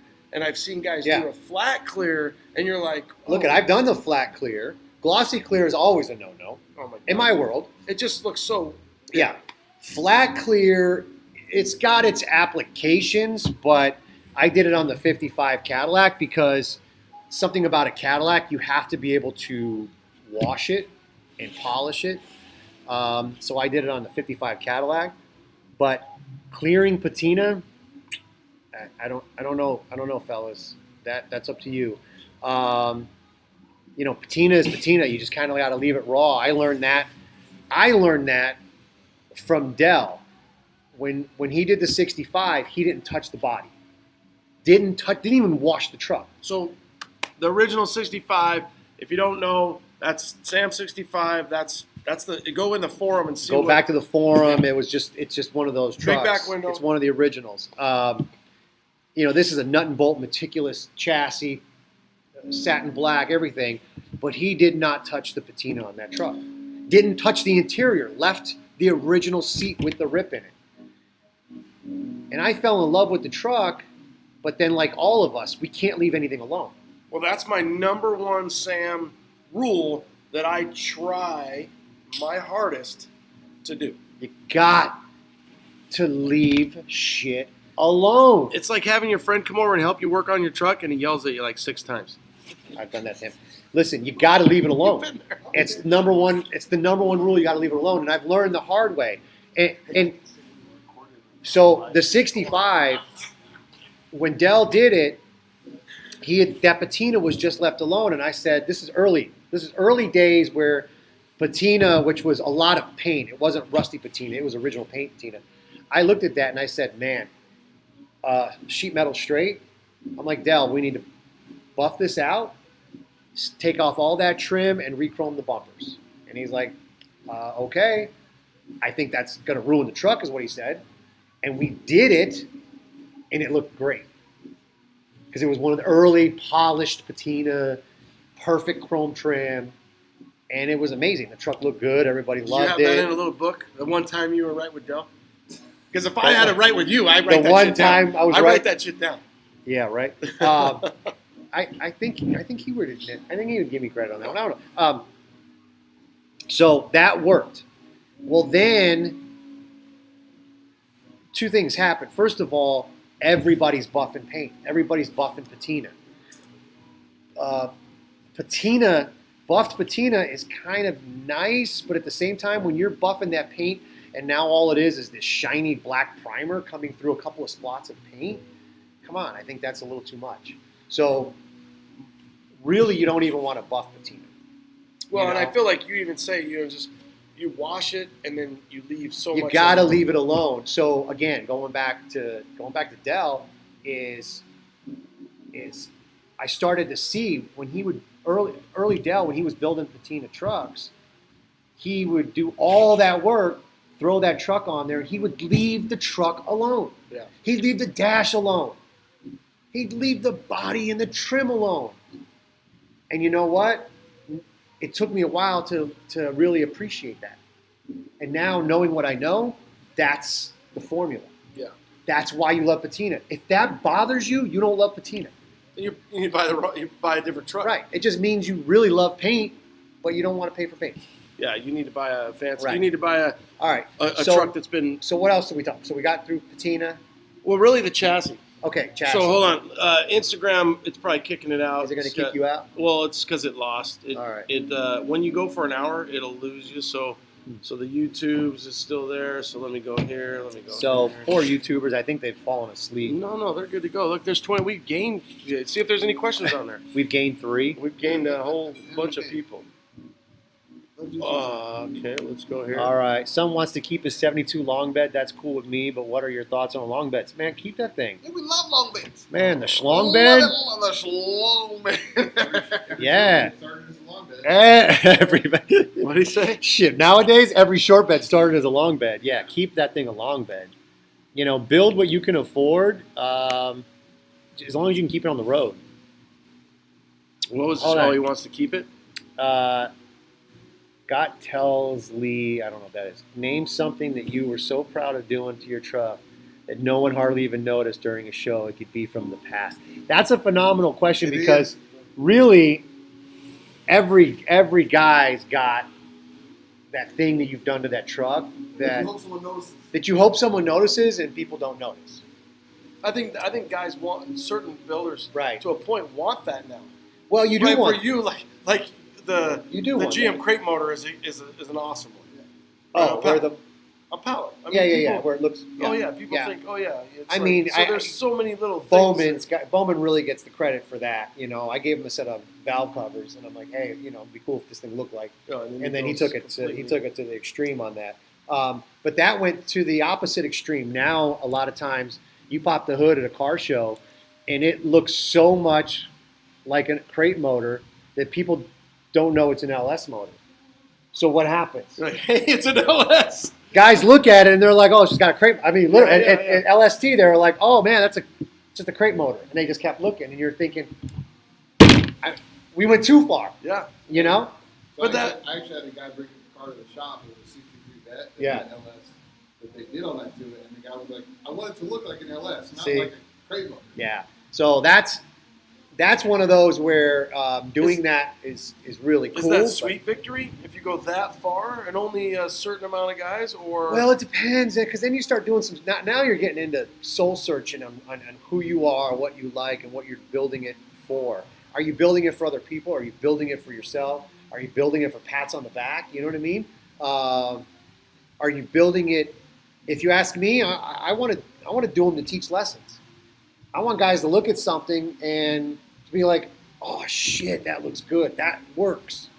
That's how I want to do mine. You know? teaching That's- lessons is for them and you, though, really.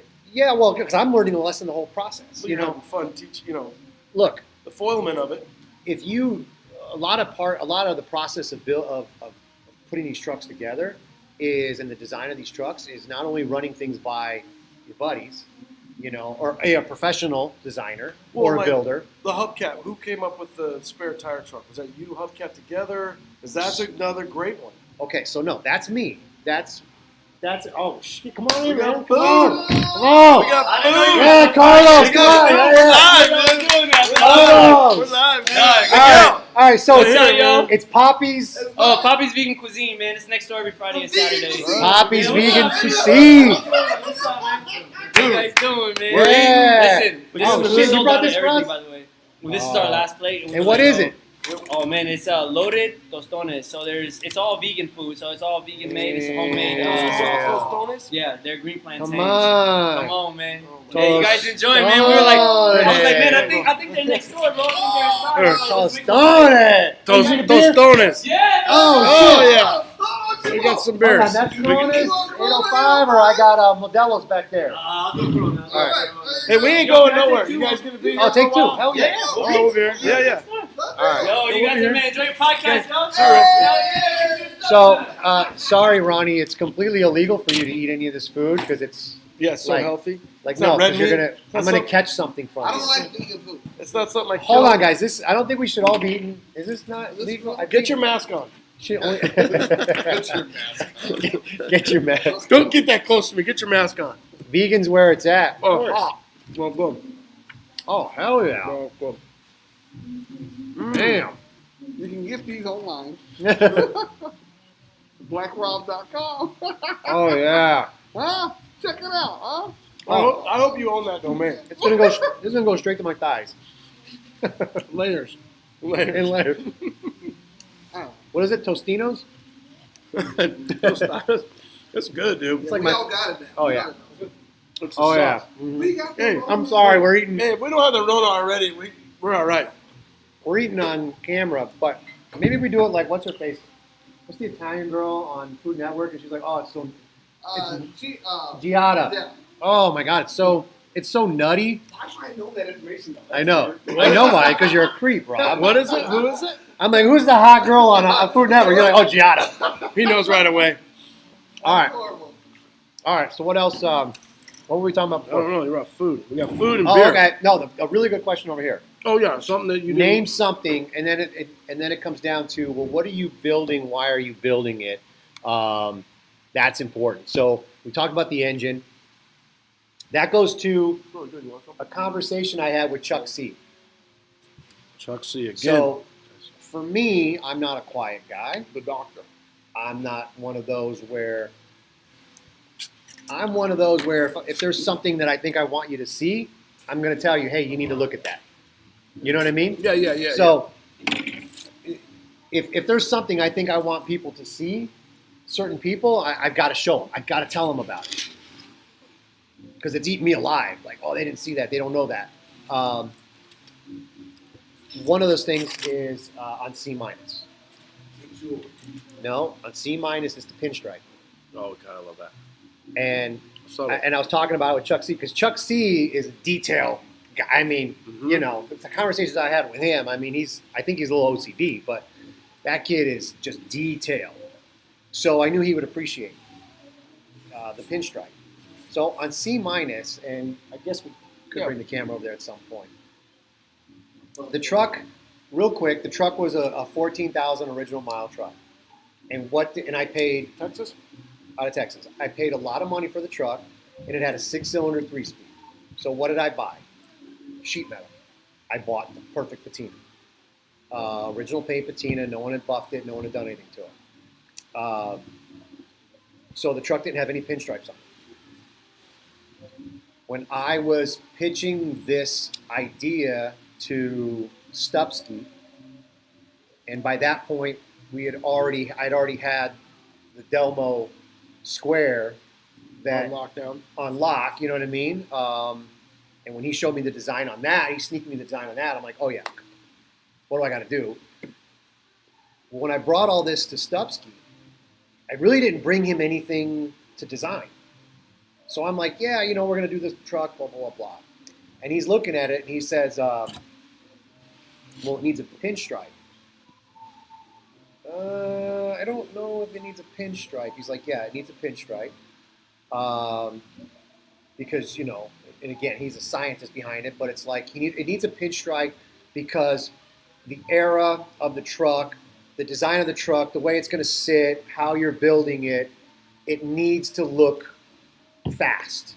It needs to have that look, and you're not going to get that without that pinstripe. So I'm like, okay, well, let's talk about pinstripe. And he goes, I'll send you a design. I'll draw it out and I'll send it to you. He draws it out and he puts this pinstripe, and you can't see it, but let's talk about this. Yeah, Rob, bring the computer if you will. You're the best computer guy. We're going. Let's go for the tour. Perfect timing. We're going to roll. This pinstripe is a good one. Okay, I'm gonna turn this around. I'm gonna go like this. Vegan food. Oh, just get in on that. Okay. Let's go right.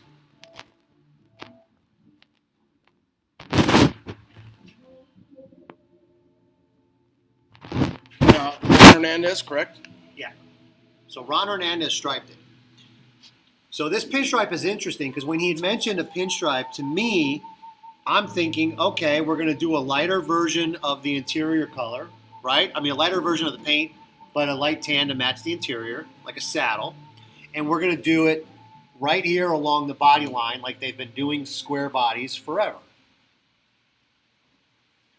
And when he sent me the design, and it's black and gray, and it's above this body line,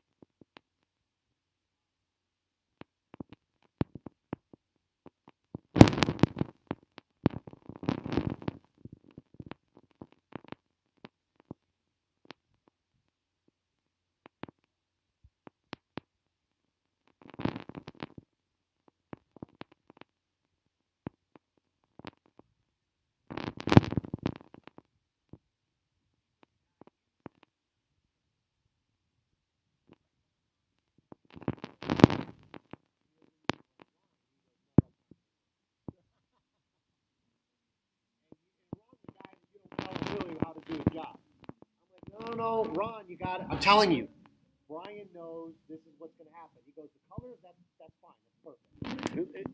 It looks creamy. You're saying I've always thought it was just cream. It's actually a gray, but the idea was, those are the colors. Anyway, so Ron's like, no, it's not going to work. We don't do that. I've been 25, 30 years. So anyways, I said, I was adamant. And he goes, all right. He goes, I'll run the line on the top of that body, of that body line. He says, but if it doesn't work, I'm wiping it off and I'm doing it my way. I'm like, fair deal. There you go. He laid that stripe. He took a step back. I don't know if they can see it on there. All the way. He laid that pinstripe. He took a step back and he said, I can't believe it, but it looks amazing. It's one of those things that no one will know. The idea behind the stripe was for people to think it was there originally. But if you know, you're going to look at that stripe and you're going to say, no one ever striped above the body line. And then why did he choose those colors? And it makes it pop because it's a single color, no trim truck. So it gives it that. Definitely gives it. It just breaks it up. Yeah. So again, that's just one of those little things that nobody notices that. So let's go back here. One of the things I think that you guys did, since we are kind of mobile now, is, and I think most guys have probably seen it, but what? Get caught up. Hit those other lights. Where's that other? Oh, here it is, right here. No, it's right here. Right here, Rob, in the corner. So this is your little Okay. secret compartment. So you want to talk about this back here? Yeah. So this is my idea, and this comes from the idea behind this was El Camino's. I thought that if GM had built this truck, because I didn't want it to look custom, I wanted it to look as factory as possible. I said if GM built this truck, what would they have done? They would have, number one, had to have a spare tire, and where would they have put it? Well, they had already done it before. They did it in the El Camino. In the El Camino, they had a smuggler's box right up here. So if you've ever seen or owned an El Camino, this is what you have. You have a smuggler's box that's cut like this. It's bolted in, you unbolt it, and it was because the actual floors were the station wagons. The El Caminos were station wagon floors. But they had a smuggler's box right here.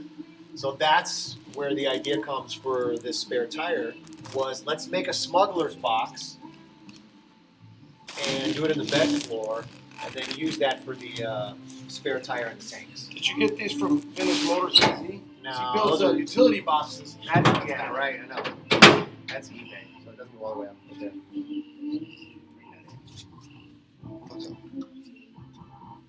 That's pre-CVT, but now CVT is no CVT. R.I.P. Is already. You get a lot of comments on this? And then another thing that people don't notice is the overspray. Oh yeah.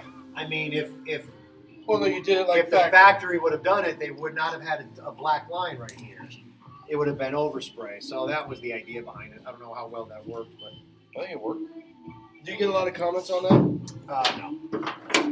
Maybe other than why is it not Yeah, painted? Why did they overspray? No. On the hatch. Yeah. Oh yeah. Everybody loves that. That's a fan favorite.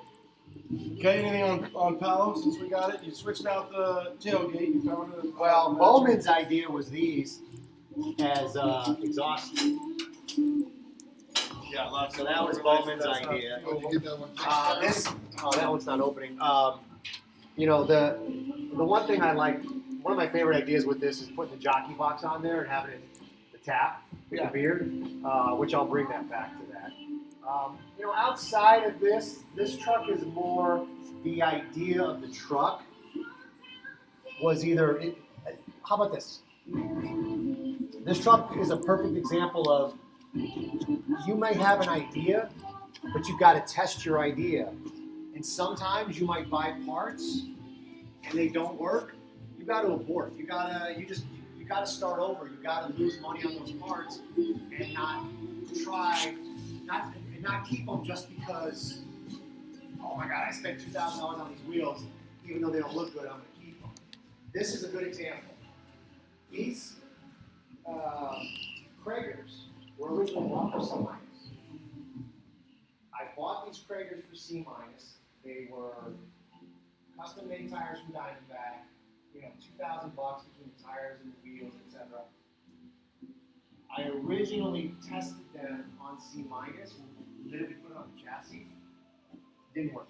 That was when we got it. No. That was just chassis. Yeah. It didn't work. That was right about the time when Dell had sneaky fixing the wheels, so it worked out. But when it didn't work, I knew I had to come up with a different wheel. And it's tough to go back on, $2,000. What are you gonna do with those wheels? It's pretty much just threw money out. Now that said, I tried them again on this, not thinking it would work, But Rob, you were there. The day I was there. when we laid the cab on in the fender, and we had those wheels. It was good. So that's one of those learning things where, Give us an example, though, like a time you've had where it didn't work. like I said, that was kind of one idea. And there's a lot of times it didn't work. There's a truck. I built a truck that didn't work. You remember that truck? Yeah. No one knows. That worked except for CJ King said he liked it. Well, because he liked it, that means it's still. It means it did work. Yeah. If he likes it, it worked. Yeah. I mean, there's a lot of those stories. I don't know any right off the top. No, I don't think that you. Hey, I'm perfect. I don't think that you have that many. Though. I've never made a mistake. I don't think you have that many. Not on a truck, no. The thing about Sam for the audience, and I know for YouTube will pick up on that, but for Sam, you'll work really, really hard at. Although you say that you will, if it doesn't work, you'll flush it, but you'll work really hard at figuring out how to make it work. Here's a good example of leave it alone. This right here, this makes the truck. Yeah. Why does it make the truck? Yeah, I know people who look at it and say, if I own that truck, I'd have to put new glass in it. Here's why it makes the truck. Because this truck is for people. This truck is for a car show. They want to see how this thing aged. They want to see the bubbles in that. They want to see the cement splashed on the inside of the back window. That's the character. That's the art. Yeah, that's Yeah. that's its journey. You have to appreciate that and leave it alone for it to work. I mean, how about this? For me to think it works. Now, what'd you do with this one? You did a good job with this one. Perfect paint. Perfect wheels. Yeah, this one is for sale, 18.5. I'll give you my account number. Perfect motor. Yeah. Yeah. I don't have the money. I don't have the patience. I don't even know anybody that can do something like this. That will help this. I know guys that can do it, but none of them are going to do it for me. I know that it was at my house for a while, and I'm glad that it's here. Yeah, because you scratch that, it'll ruin your whole life. It's nerve-wracking. It's nerve-wracking for sure. Hey, let's put those utility boxes on limbo and see how it goes. Let's make a 6-figure utility truck out of it. So how many guys are still? People are still watching. Well, never. Oh my God! All right. So we got to give them something. All right, let's go. Let's sit back down. Okay, we're gonna sit back down. Let's look at some more quick questions. Rob, bring that computer. I'm bringing it back. Let's look at some questions here. Let's go here. Let's give them what they paid for. Let me. They're getting a bargain, dude. I've been on the other side of this, and I think I've fallen asleep. So. Yeah, you fall asleep easy. That's when I come over. All right. Right when you fall asleep. Rusty Ranch, Texas. I have an 80 K10 Shoreline original paint down with a dealer decal. Decided to keep it original. See, that's what I'm talking about.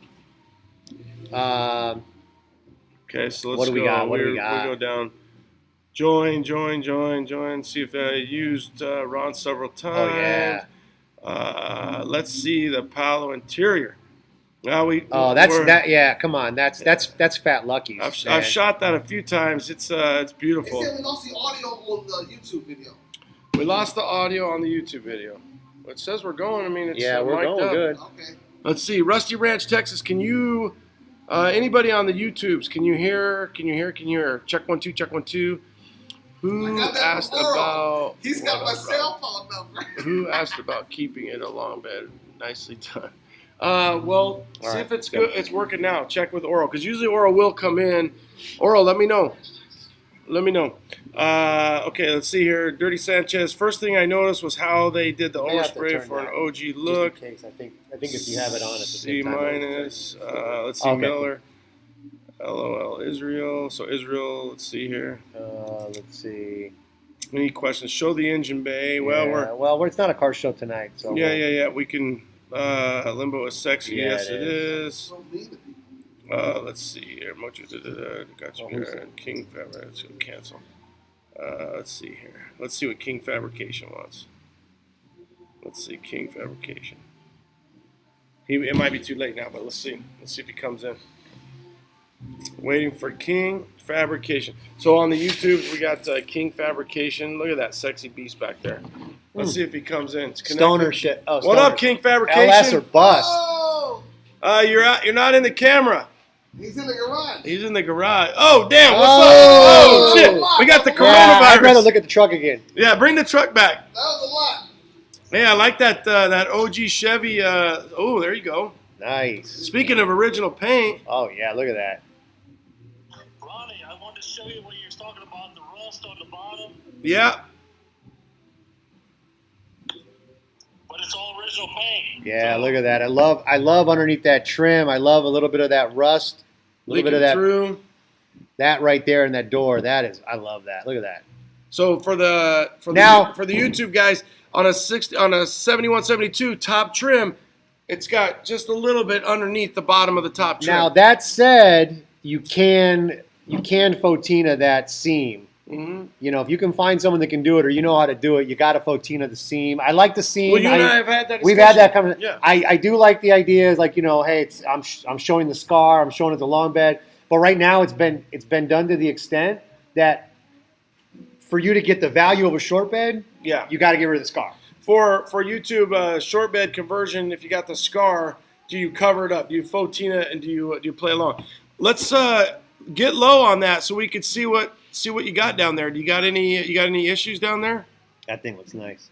It does. just the surface rust. Oh yeah, okay. That's perfect though. See that those are those indications. That's that character. That's what you're looking for. Is that hood? Is that original paint? Gives you something to talk about. Is the hood original paint? Yeah. Really, you're trying to show? Yeah, it works you- good. It works good. They can If see I it. was on They can see YouTube it. and I was looking at that, I'd be like, Ronnie, please. So who buffed it? Rome? Did you send Rome over there? Because that is some beautiful paint. Rome. I've Rome. been working on that for 2 weeks, Ronnie. Oh my God, it's Yeah. beautiful. What are you using to cut it? McGuire's. Okay, Well, it McGuire's. looks like whatever you're using, you're not cutting the paint, so it's perfect.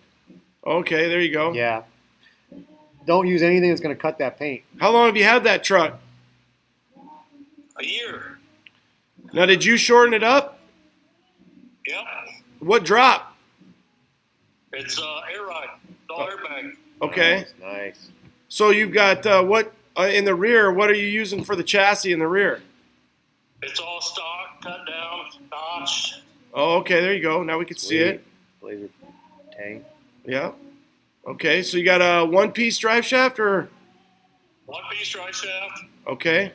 Did you have to do any kind of modification on the bottom of the cab there? No, well, I had to cut 2 inches off the bottom of the cab. Okay. Yeah. Okay. All right. Well, Stoner's just piped in, so we're gonna get him. I'm gonna bring him in, brother. Thanks for showing us your truck. Barry McGuire is a creep. Okay. Later, brother. That's why we use Adams. Adams Oh, yeah. polishes. All right, Stoner. Let's see what you got, He's pimp. gonna be naked. Come on. Hey, put your G-string back on, Stoner. Let's Not go. Stoner. Oh, Come on. I gotta get this thing. It's freaking pulling that thing down. Come on, Stoner. Come on in. You know what to do. All right, we're waiting on Blake. So YouTube. Let's see here. What is the Instagram tag? What is his? I'm not sure which one you're asking that one you about. just had. Oh, the King Fabrication. Yeah, King Fabrication. That was King Fabrication. Let me go back and find it. Square body. Let's see here. Miller saw Sam. When it comes to the interior choices, how do you respect its journey but punch it up? When it comes to the interior. Well, so like, I guess I would answer that. Well, he's not asking you. No, I know, but I'm trying Matter to of fact, explain he it. specifically said Sam. He did. What are you sipping, Sam? Because he didn't Okay. want you to answer. Okay, you answer it. Well, hold on. Give me Yeah. a clue. Well, So what's interesting about the interior is but I know what you do, and I know what he's saying. So Yeah. let me Yeah. rephrase it for you. He's saying, how do you respect the wear, the war of an interior, but yet respect it and then make it to the where you need to make well, it? interiors are really touchy subjects because interiors are kind of like the patina paint. There's very few. Hold on. We gotta get. Yeah, there's very few aftermarket products that are any. All right, hold on. Everybody, good. just hold on. He's unable to join. It said. What? The '76 Spirit. All I know is I love the interior. Hey, Blake, it's saying you're not able to join. GMC Spirit 76 He short has bed. no Wi-Fi. Yeah. However, the interior looks on that 72 plaid sub. What's Okay, hold on. This is Brett. I recently picked up a GMC Spirit of 76. Yeah. Okay, yeah. What do I know about it? I know that, you know what, they're worthless. You don't want that truck. Sell it to him. I will help you out. I'll PayPal you the $500 and I'll get rid of it for you. Royal I'll send Sierra. $1,000 for it. Yeah, I mean, if it's a We're up to Spirit, 1,000. if it's a Spirit of 76 short bed, the problem is some of them are different, right? So you think about like, oh, the impact, and then they have the different exterior paint, the Yeah, interior, yeah, the door emblems, all the different things like that. Right. But let's go back Let's go back to let's interior. go back to Aaron's. That's a good Okay. question. So like for me, if you think about like a 67 to 72 interior metal, the patina is so important. Like where the old man rubbed his freaking Yeah. arm. But the seat, I'm not leaving a shitty seat. Well, so there you go. So if you have original upholstery and it's, well, first of all, if you've got original upholstery and it's not ripped up and torn, you really want to keep that original upholstery. Yes. Now, that may require crispy carpet because, you know, sometimes that old carpet's got to go, but you find that formula where you can leave that interior alone, you can clean it up, you can put in new carpet, but yet what goes best with patina, original paint is an original interior. I mean, nothing goes better than that. You only do a new interior for two reasons. One is because the interior was tore up, and two, because, well, new crispy seats are nice. You know, I mean, it's more comfortable. But original interior goes with the truck. Well, and Aaron, your truck, you just posted it today. I believe it was today. You just posted, you know, you had the leak and the carpet. I think that it's kind of a gift when that interior is shot. So you could be like, hey, the interior shot. I look at all your trucks. I mean, from Chili to, dude, the ability to take an interior, and Dell especially. I mean, to take an interior of an old truck, and unless, I mean, 90% of the time that seat is just shot, right? That seat, unless it's a 14,000 mile seat. Right. But to refresh an interior, to give it the heritage, if you can find the SMS, you can find the interior that was there, or you can do something like this, you win on that. You win on that. If that truck, which we know that was a work truck, that truck is the interior was going to be shot, but even on C-minus the seat, you redid that seat. Well, yeah, because the seat had been recovered. Yeah. It was a low mile truck, but they had recovered the seat. But I think probably they- would have left the original interior alone. If it was intact. Now that brings me to my next project. So right now, I'm working Tomatillo. on Tomatillo. Yeah. 73 GMC Jimmy. Now everything I've told you about perfect patina, the patina it's 100% original paint and all that stuff, but sliding scale. I mean, there's so many dings and dents in that it's not perfect patina. But it is a 73 GMC Jimmy. You know? But here's what I'm doing with that. So that's great that you bring that up, only in the sense that for the audience, what he says, he has coefficients and asterisks on a sliding scale, which we all do. Yeah. So it's like, oh, it's not perfect patina, but it's a 73 GMC Jimmy. So GMC, limited amount on when it comes to Blazer / Jimmy. Right. 73, first year. What shape? I mean, you want to talk about the runs of Jimmys are the lowest amount in 69 and 73. And then the other thing is then it comes down to is what the price is. You know, you find something that it's just a formula where it turns out to be also a decent price. You're gonna take the dings and dents of the truck and you're just gonna live with it.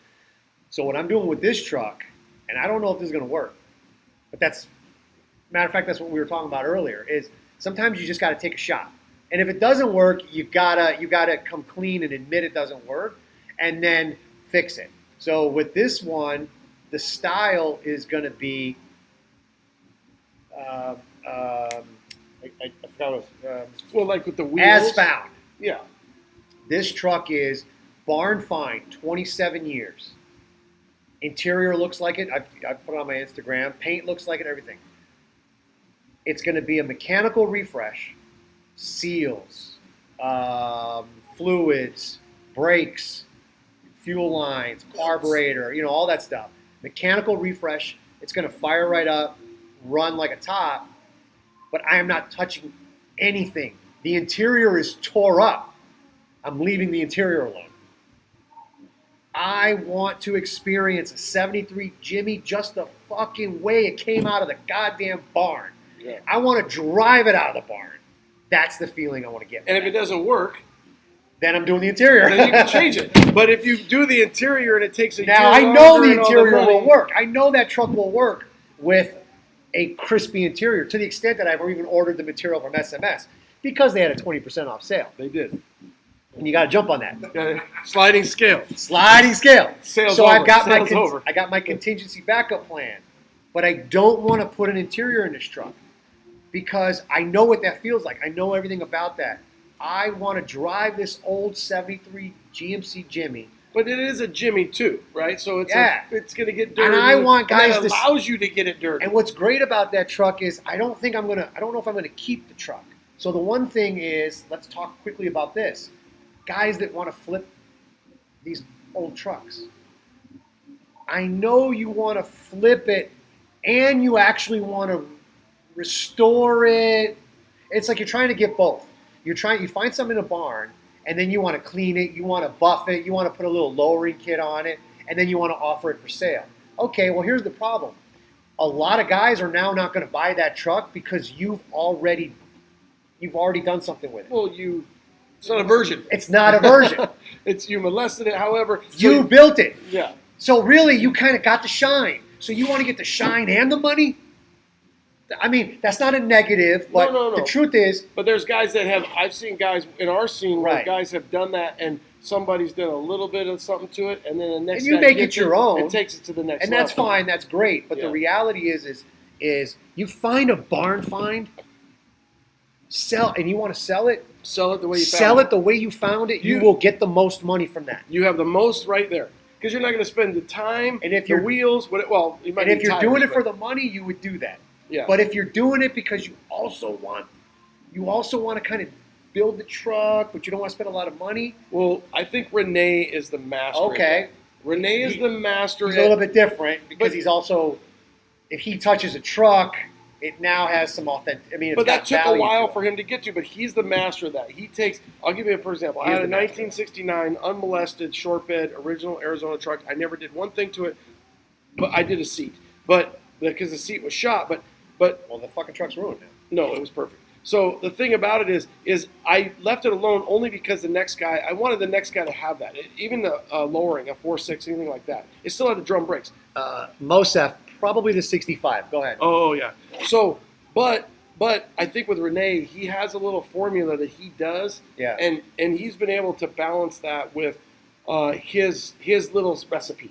Yeah. And he does that where he finds them, he 4.6s them, he does a little this, he Yeah, does he a little does. that, and then he sends it down the road. He's a little different because also if Renee has that truck's gone through. It's almost like he's like the Jay Leno. It's almost like that the truck is what it is. Yeah. It's the real He has deal. a reputation, and he doesn't Right. want to sell you And you're- some. How about this? You're buying his reputation along with that. Yeah, truck. yeah, it comes with it, and that he knows that he's not a flipper. Well, he is a flipper Yeah. with a capital F Right. in the sense that he's not going to screw somebody over. He loves the going through it. He loves to make a little bit of money. But I think his wife.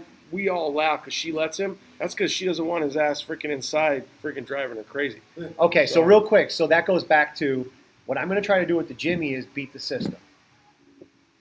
Your system. Oh, yeah, which is you find that barn find. I think I'm going to end up selling that truck because my memory of those trucks is the 4x4s are fun, but what are you going to do with it? Well, right? no. I think what's going to happen.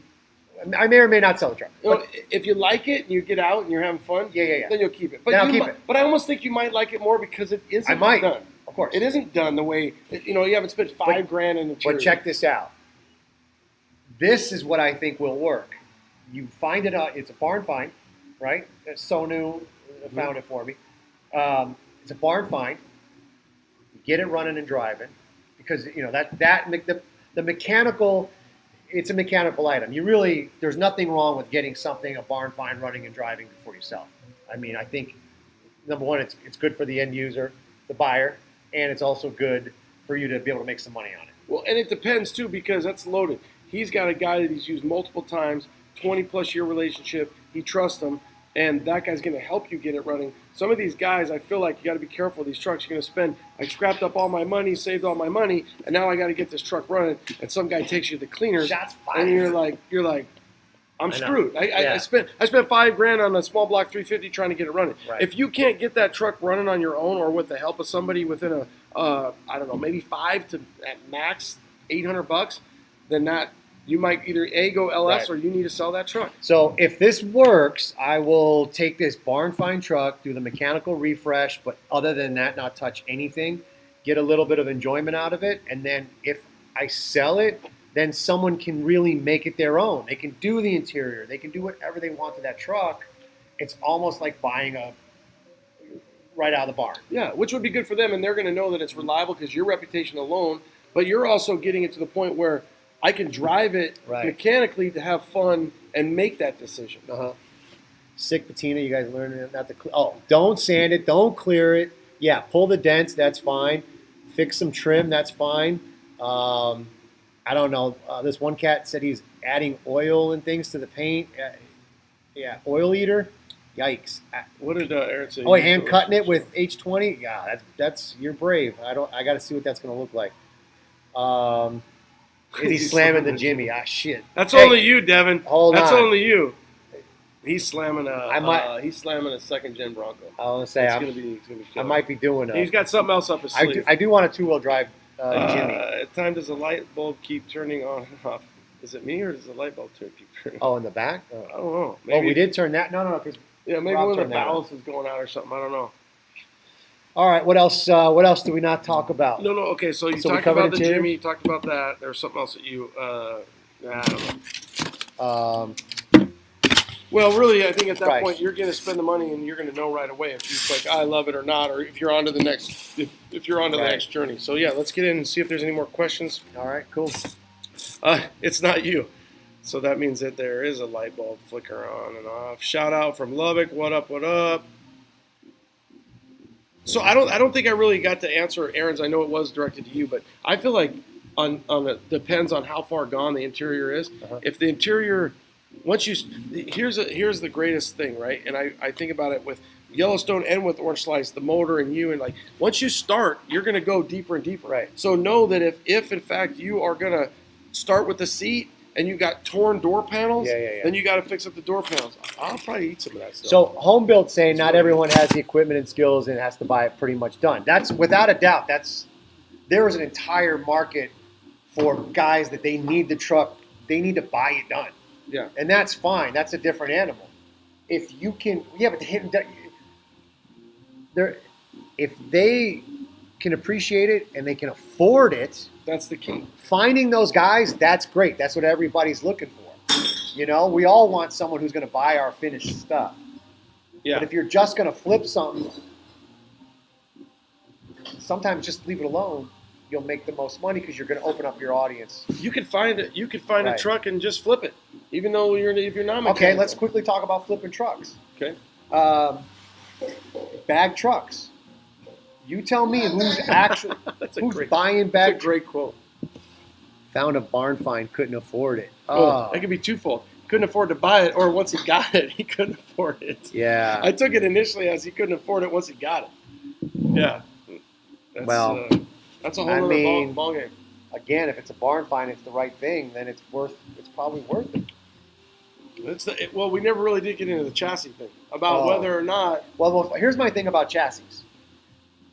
Roadster shop is backed up, and they've been backed up on chassis for how long? 2 years. At least. Okay. Tell me right now how many square body trucks. These are the square body chassis that I know. How many square body trucks right now are on the street with Roadster shop chassis? C minus, Yezi, square SSO2.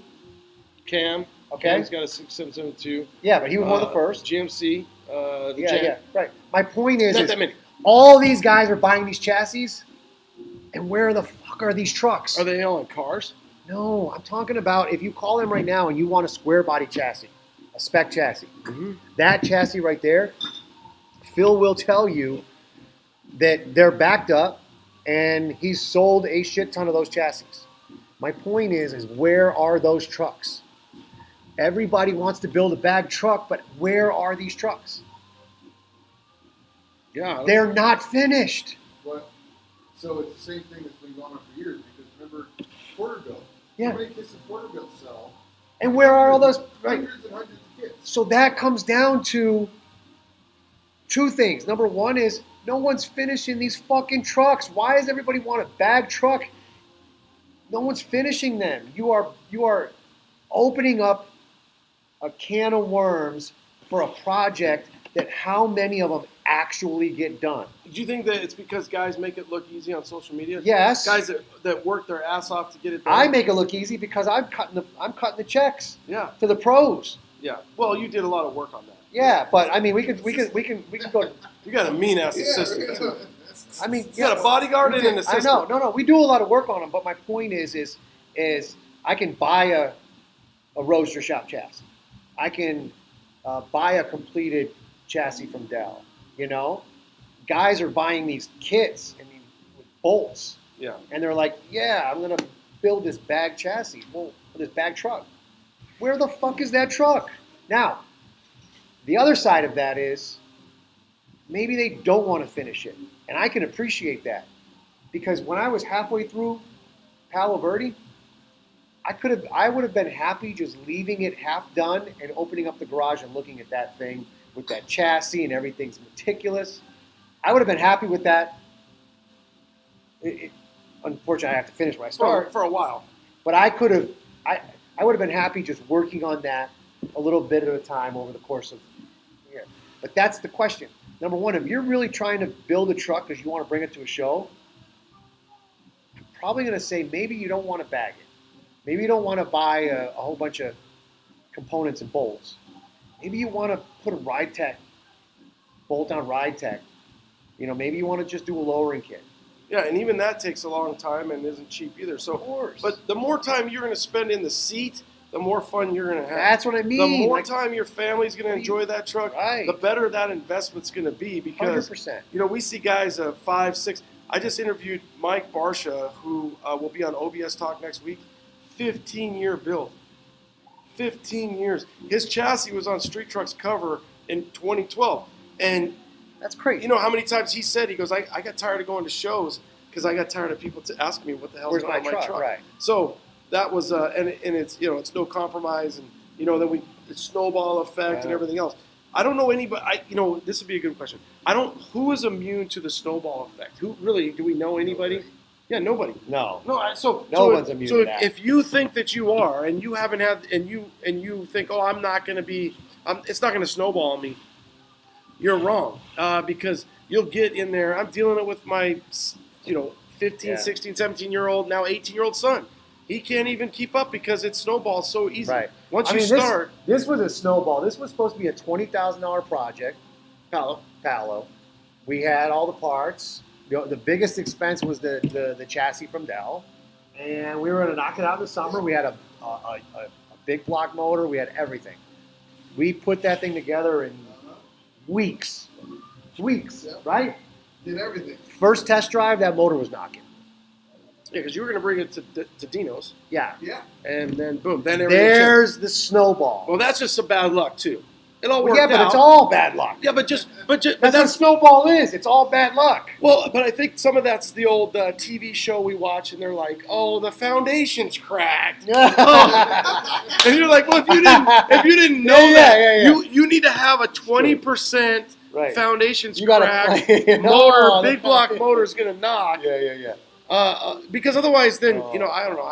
I see it like my brother's Right. a perfect example. My brother has a truck on the side of his garage or side of his house since I've known him. It's like you're not gonna like it. You're gonna start to hate the truck, and your wife's gonna hate the truck, and you're not. So gonna get it real done. quick, so now Dirty Sanchez says Dirty buy Sanchez. buy a complete chassis, throw a Patina body on it, and done. Okay, this is the conversation I had with Phil from Roadster Shop. Yeah. I said, Phil, who is your end user? Like, who's your customer? And he goes, oh, the guy in the garage, because it's a complete chassis. I said, well, if you're selling chassis to the guy in the garage, I'm the guy in the garage. And I'm telling you, I don't have the capability of doing the fabrication on the floor of the cab. Yeah. That's a deal killer for you and me. We can do everything, but you want me to fabricate the Cab? Yeah. That ain't gonna look right. Carpet. Back to the interior question. I'm gonna need 3 layers of fucking sound deadening. Where's Dom? Dom, how thick is that foam you have? So there you go. You spend that money, you get that perfect chassis. And now, what's the problem with that? Is it's not throw a patina body and go. So my thing for Roadster Shop was why then number one, what the hell was that? How'd you catch it, Spider-Man? What was that about? Damn, I am so impressed. That's some firefighter shit That's right some there. skunky shit. Woo! So anyways, Salute. Dirty Sanchez. I wish it was that easy. You know better than that. Now, that says that the next thing is my advice to all those kids out there. Pay the professionals to do the shit you can't do. If you can't wire, pay the man to wire that LS motor. Don't YouTube that. You don't want to YouTube that. Okay. I mean, I guess you can. I guess you can. No. So here's the deal. Here's the Yeah, deal. yeah. But I mean, if you can't fabricate, I know. No, I but love if you're our age, pay the guy. Go work an extra shift. Get it done because you're not going to enjoy it. Right. I talked to a guy today, and he knows who he is. I talked to him on the way here. His name's rhymes with Woman.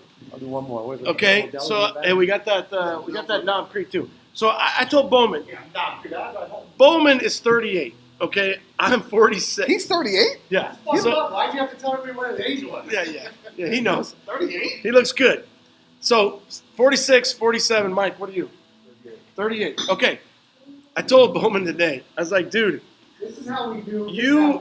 he's gonna build a bike, a pedal bike or something. And I said, dude, just buy the damn bike because in the time that you're gonna Bumper's talk too about low. building the bike, time goes so fast. I lost you. Where were you at? Don't worry about it. Okay. Time goes so fast. So if you're 38 and older, just get it So done. 38's the. That's the cutoff. So Get if it you are done. 39, pay the man his money. Yeah, 35 really. I always like that scene. You Yeah. even sent it to me. What's the movie where it's the poker movie? With Matt Damon? No. Or it's poker movie? Casino? 21. Not Dinner with 20. him, second dinner. That's not it? No, not 21. Is it Rounders? Yeah, Rounders. Yes. Yeah. And he's in the back. That's with Matt Damon, isn't it? I think so. Yeah. And he's like, pay the man. Pay the man. Pay the man his Pay money. the He's man. cracking the Oreo. Pay the Yeah. man his money. Yeah, you really because time goes so here. But here's what I would say for the young guys. You know, that's Rob, how that's much for your shoe? Oh, he's still Ah, got Swiss. K-Swiss. Damn. who wants to know? That, Oh. hold on, that goes Good back shit. to the. You ever do something you want people to notice? Yeah. Got the K Swiss Okay. OG. I got a Rob K Swiss story. Hold on, let me see. Take them. I gotta show you two. Oh. Let me see. Oh yeah. Oh dude, it's smells good. Dude, you're all right. Oh yeah, dude. So for some people who don't know, Pay the man. Pay Pay the man. man. For some people who don't know, Rob and I go all the way back to high school. And Rob and I went to the mall, and we're two Which mall? different. Metro? Oh no, was it Westridge? Westridge Mall. And Rob and I are two different people, if you haven't noticed. Yeah. Okay. We were going to go buy sneakers. Go to Foot Locker.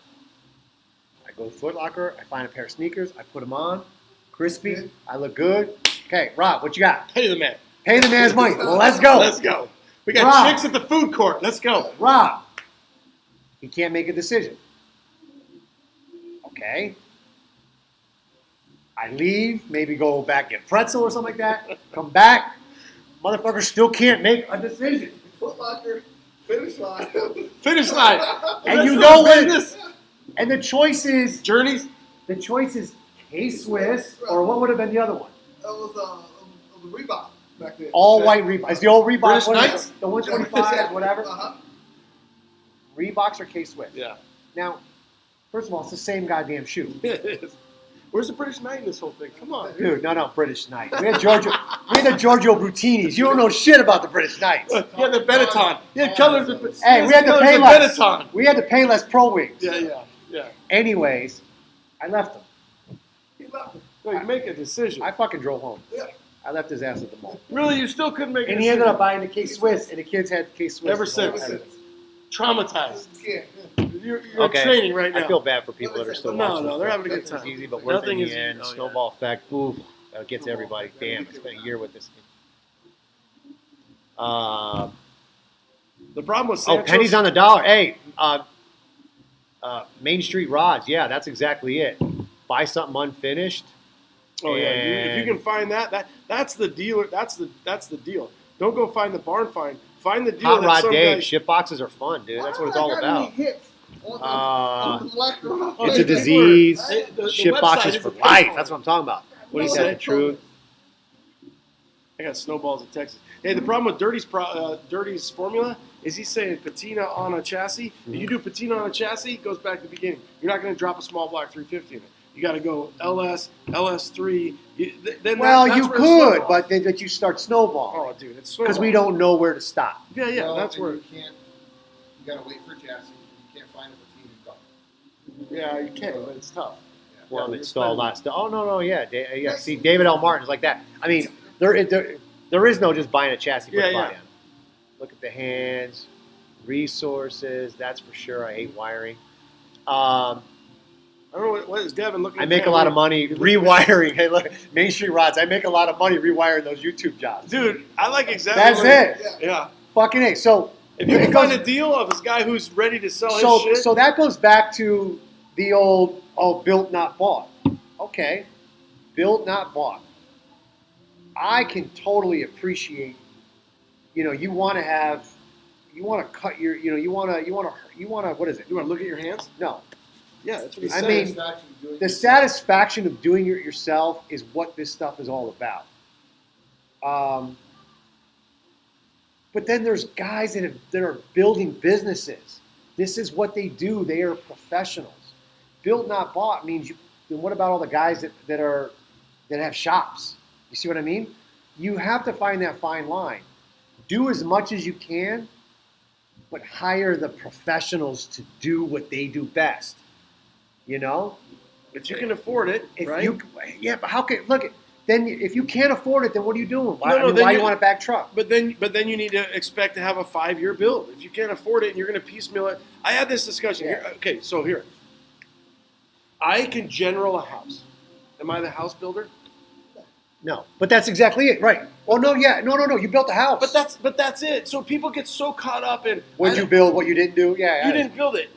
I didn't plumb it, but I'm the guy who generals it, schedules it, and walks around and Yeah, fixes no. all the bullshit that the guys do. I'm not a plumber. Yeah. I'm not the guy that's going to do the electrical work. Why is a vehicle any different? No. Sam, are you a builder? Okay, Bowman, you did the motor. Right. Mike, you did the electrical. Rob, you did. You ran the O'Reillys. You still could be the builder. Hey, Rob, you ran to O'Reilly. O'Reillys. Well, come on. Then You there's took guy- forever trying to decide what freaking switch to get. Look, and then there's guys with huge shops that haven't turned a fucking bolt in years. No, but Are they the builder? Yeah. Yes, they're the builder. They're all the builder. But- The only time you're not the builder is if you bought that shit on eBay Or at Barrett. at Barrett, Yeah. and now you're not the builder. But that's where people get so caught up. It's like, and I'm just using you. 'cause Oh, you're no, senior, yeah. but, Oh, no, I'm a Sam, does perfect Sam example. even work on his trucks anymore? Fuck you. Sam work on his trucks. He built the whole fucking thing. It doesn't matter. doesn't it's matter. his idea. If I can fucking cut a check and hire a professional to do that shit, I'm sorry.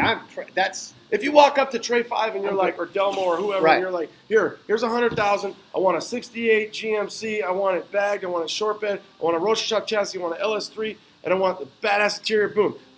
You bought that. But to do what you do, you're still a builder. I think so. I think But I know so, but it's a guys fine get line. so Yeah. caught up on it. you Yeah, know, yeah. Because he's a different builder than you are. Right. Bowman is a different builder than you are or I am. But to me, some of those guys do not have ideas either. They do not have any ideas. So whether you're an Right. idea guy and you're a creative and you formulate things and you work together, Bowman's a perfect example. That guy, you share a little idea with him, and then he kind of puts little wings on it. And you're like, Yeah. oh, okay, I can do that. Oh, I can build it. I can do that. Some guys can't, but some guys can think of some pretty awesome shit.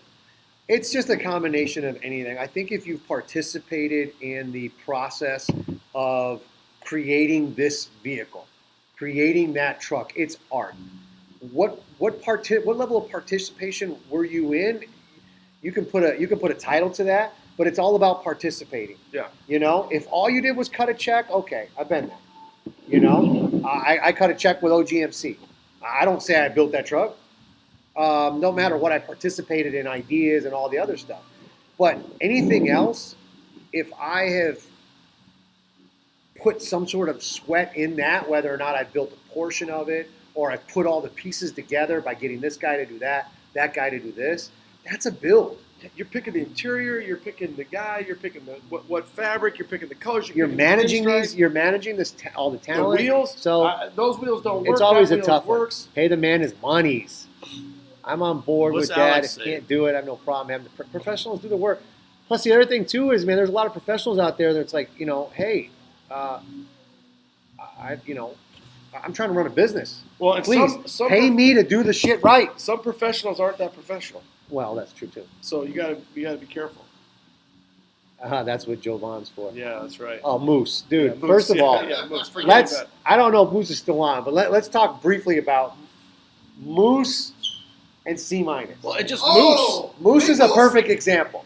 So in my mind, I could build this truck. I could build C minus. Roaster shop chassis, moves back in the day. patina body, Yeah. right? Delmo engine. I had all the parts. Delmo wheels, tires, Oh yeah, brakes. I'll put right it together. Rob, we're just gonna fucking put the truck together. I've done this before. Here we go. No thing, right? Nuts and bolts. I'll bring it to Hubcap. He'll do the he'll do the hump for the roaster shop Yeah. chassis, some of the fab work. Done deal. Done. Over.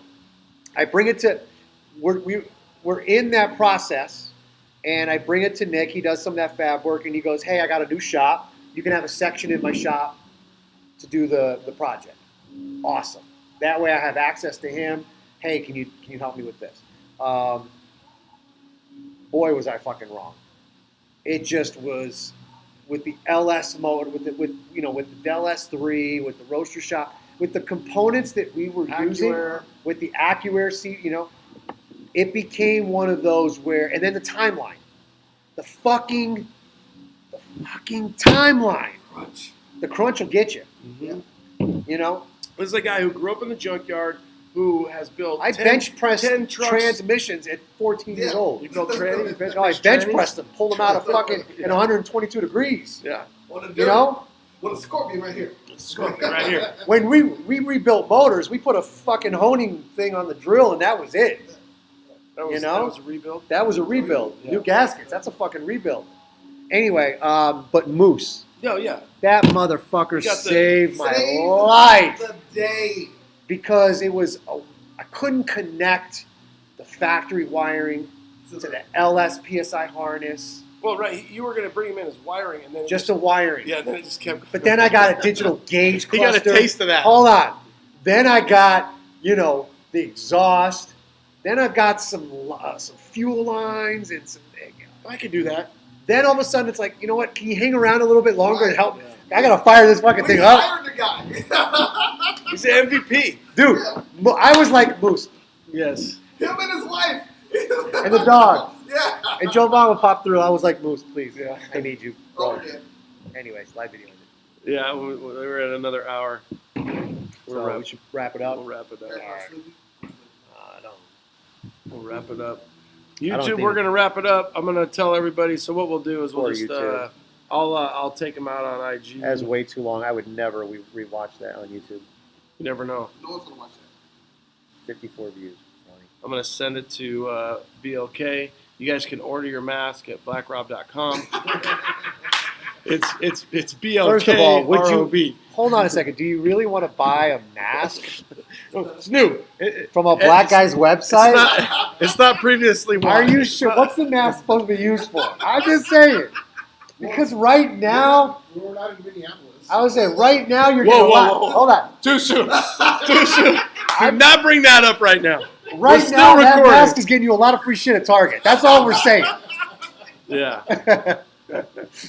Who's not buying a mask?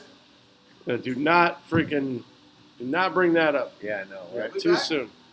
I'm gonna bring it back for just a second, and then I'm gonna take it out. We're gonna be done. Bring it back. Any closing thoughts? Any questions? Sup from Michigan is a common man can't afford sick bag trucks. 313 Michigan or 248?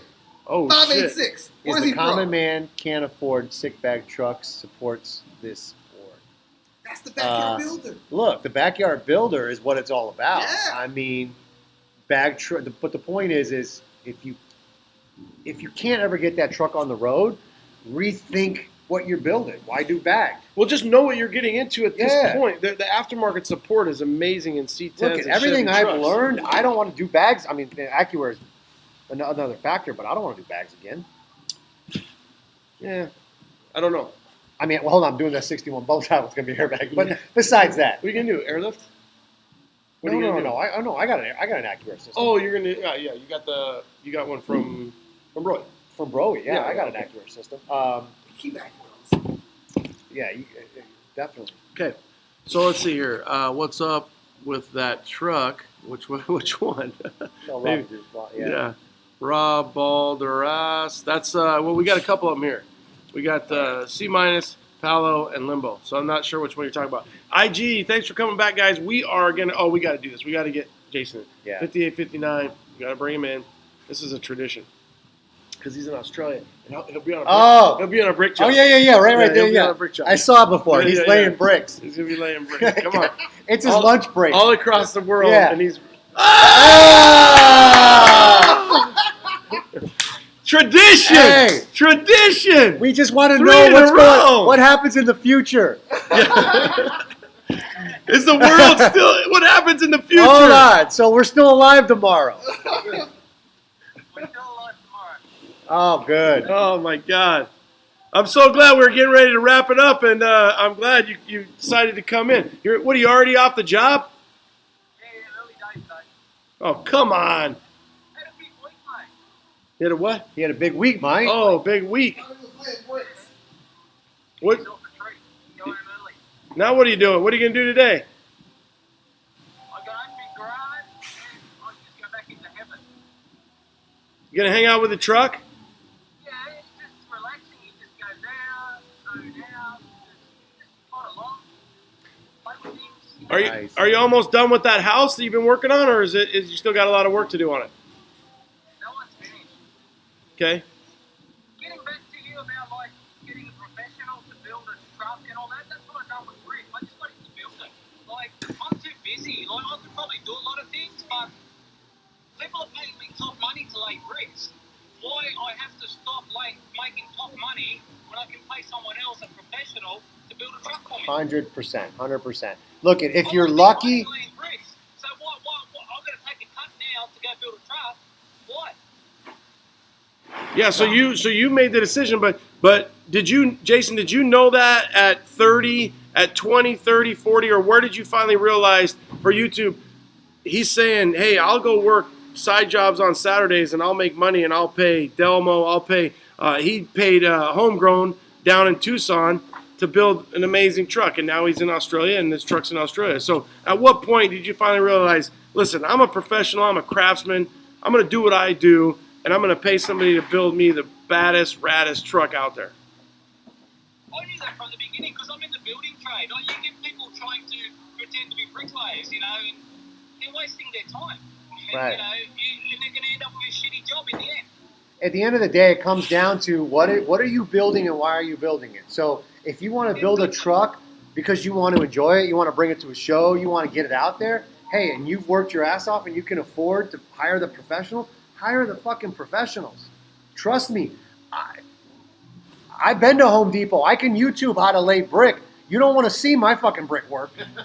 But knowing me, I will try that shit. You know what I'm saying? I've laid some crooked walls. I think the key is, both Jason and Sam and the audience, is if you want to go to SEMA, you want to have a high-level truck, then be careful. Pay the professionals. But that's why I think C10s are so popular, is if you want to do a 4.6 drop, you want to do a drum to disc do a lot of conversion, everything, yeah. you want to do those small projects and enjoy your truck. But I will say that I feel like, and it might just be because I hang out with a lot of guys that are pretty, they're pimps. That starts that starts to go away because you got some high end builds. Makes you a hooker or a pimp.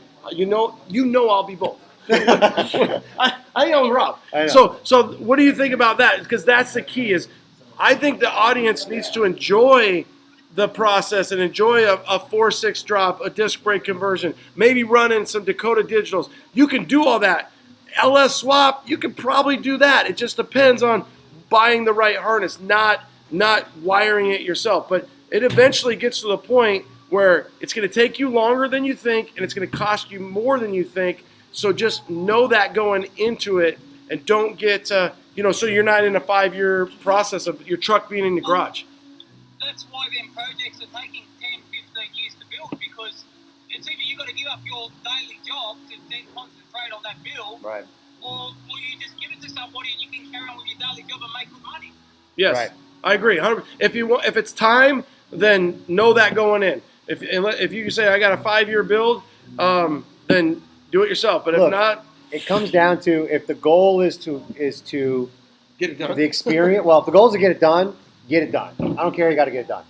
If the goal is to experience the process of building, the learning something, the knowing when you can't figure it out. Hey, we've all been through that. Father-son That's project. fun. Oh yeah, father-son. I mean, all that stuff. That's fun. We've all been there. Everybody's at different stages in their thing. Yeah. I'm at the stage where I've bench pressed. I pulled transmissions in 100 or pulled motors in 125 degrees. Yeah, You know? today was that hot. Well, And that's a discussion I had with Payson, my son. He just thinks, why would you buy a chassis? Because he's an 18-year-old kid. So it all does. It's the same sliding scale. Know where you're at in the scale. If you're an 18-year-old kid, your dad's going to help you. You're going to have that journey. Have the fun. Have a good time. But if you're 45 and you're like Blazed 87, yeah. Always estimate the cost of the build and multiply times 3. times 3 on money. That's why and sometimes time. the professional is cheaper too. By the way, that's a really good point. Yeah. I've learned the hard way that sometimes the professional is cheaper. Yeah, it really is time and Because money. for me to do it 3 times, it would have been cheaper to just pay the man to do it once. Well, and I think the key is once you get to be a certain age, you realize your time has a ton of value to it. Kids. That's right. And you would have got the job done quicker and you got a better job. Look, at the end of the day, you want to get that truck out there. You want to enjoy it. You know what I mean? So the part of the problem too, though, really, Jason, is you got in with homegrown earlier or before. Now these builders are so backed up, and then you have some of these builders who probably shouldn't be builders. So that's a whole nother podcast. But that's a whole nother thing. Is some of these guys, I know Bowman's had trucks that have been through 3 shops. I'm sure Mike even said, he's like, I make money off of fixing other people's shit. So that's a whole nother thing. We can't vouch for all these shops. Just do your due diligence and be careful. A lot of these guys are saying, hey, if I do it, then I know that I did it, whether I did it right or wrong, and I want to learn, and I want to have that journey. Well, you got to research your builder as well. So you just can't give it to a builder. If you're living in the construction industry, there's dodgy builders. So, it doesn't mean because you give it to a builder, you're going to get a great job. No. You've got to do your research and know who your builder is. And you know what you want, and you bounce ideas off each other. And it was a gut instinct. And that's the other thing I was saying, and that's what I was saying earlier too. Is you always have to remember when you're working with a builder, understand for the relationship to really work, they have to contribute in the design because they're all designers themselves. If you tell them exactly what to do and how to do it, it's a lot of times they'll do it for you, but there's no passion behind it because they don't really believe in it. They don't think those wheels are going to work. They don't think that's going to work. You think you're stifling their creativity? They all have creativity, so you kind of gotta. And trust me, not only do they have creativity, they've probably done it so many times before. They know better. Well, and I saw a thing the other day, and I think I brought it up. It's like, you're not paying me for the half hour it took me to do it. You're paying me for the 10 years it took me to learn how to do it in a half hour. Well, yeah, You know what I right. mean? Right. So anyway, Yeah. so we should probably wrap it up. Okay, Jason, thanks for coming in. Happy Saturday in the future. And I won't be back for a few weeks, so you come back in a few weeks. That's probably the best news everybody heard. Yeah, you're off on Fridays for a few Oh, weeks. 3 weeks. Nice. All right. Have a good Saturday. And by the way, if there was something to be caught, we all caught it. Yeah, we got it. Okay, later, guys. We're sharing Hey, food. Instagram. Thanks for tuning in. Thanks for the questions. Good time as all. I will be back 4 weeks because I'm going to take 3 weeks off. I'm on shift, and then I think I got a birthday party to go to. So be safe. Happy Friday, and now on to Sunday. That's right. BLK. You can get it on BLK. What was it? BlackRobsMask.com. He owns the domain. That All right, sounds guys. bad. Later. Don'tGetCaught.com. Oh, man. YouTube, thanks for tuning in. GMC Texas, as always. Let's see, white truck in the back. The back goes hard. I value my truck and work like you guys look. God bless. Robert, thank you. That is Palo Verde. Check out Sam Castronova. Sam, S-A-M, Castronova, C-A-S-T-R-O-N-O-V-A on Instagram, and you can check out that truck all you want. It's a 76 GMC with an LS motor that looks like it is like a crate motor, all right? And you can get these masks right here, over here, blkrobmask.com. Who knows what else you're getting? You're getting some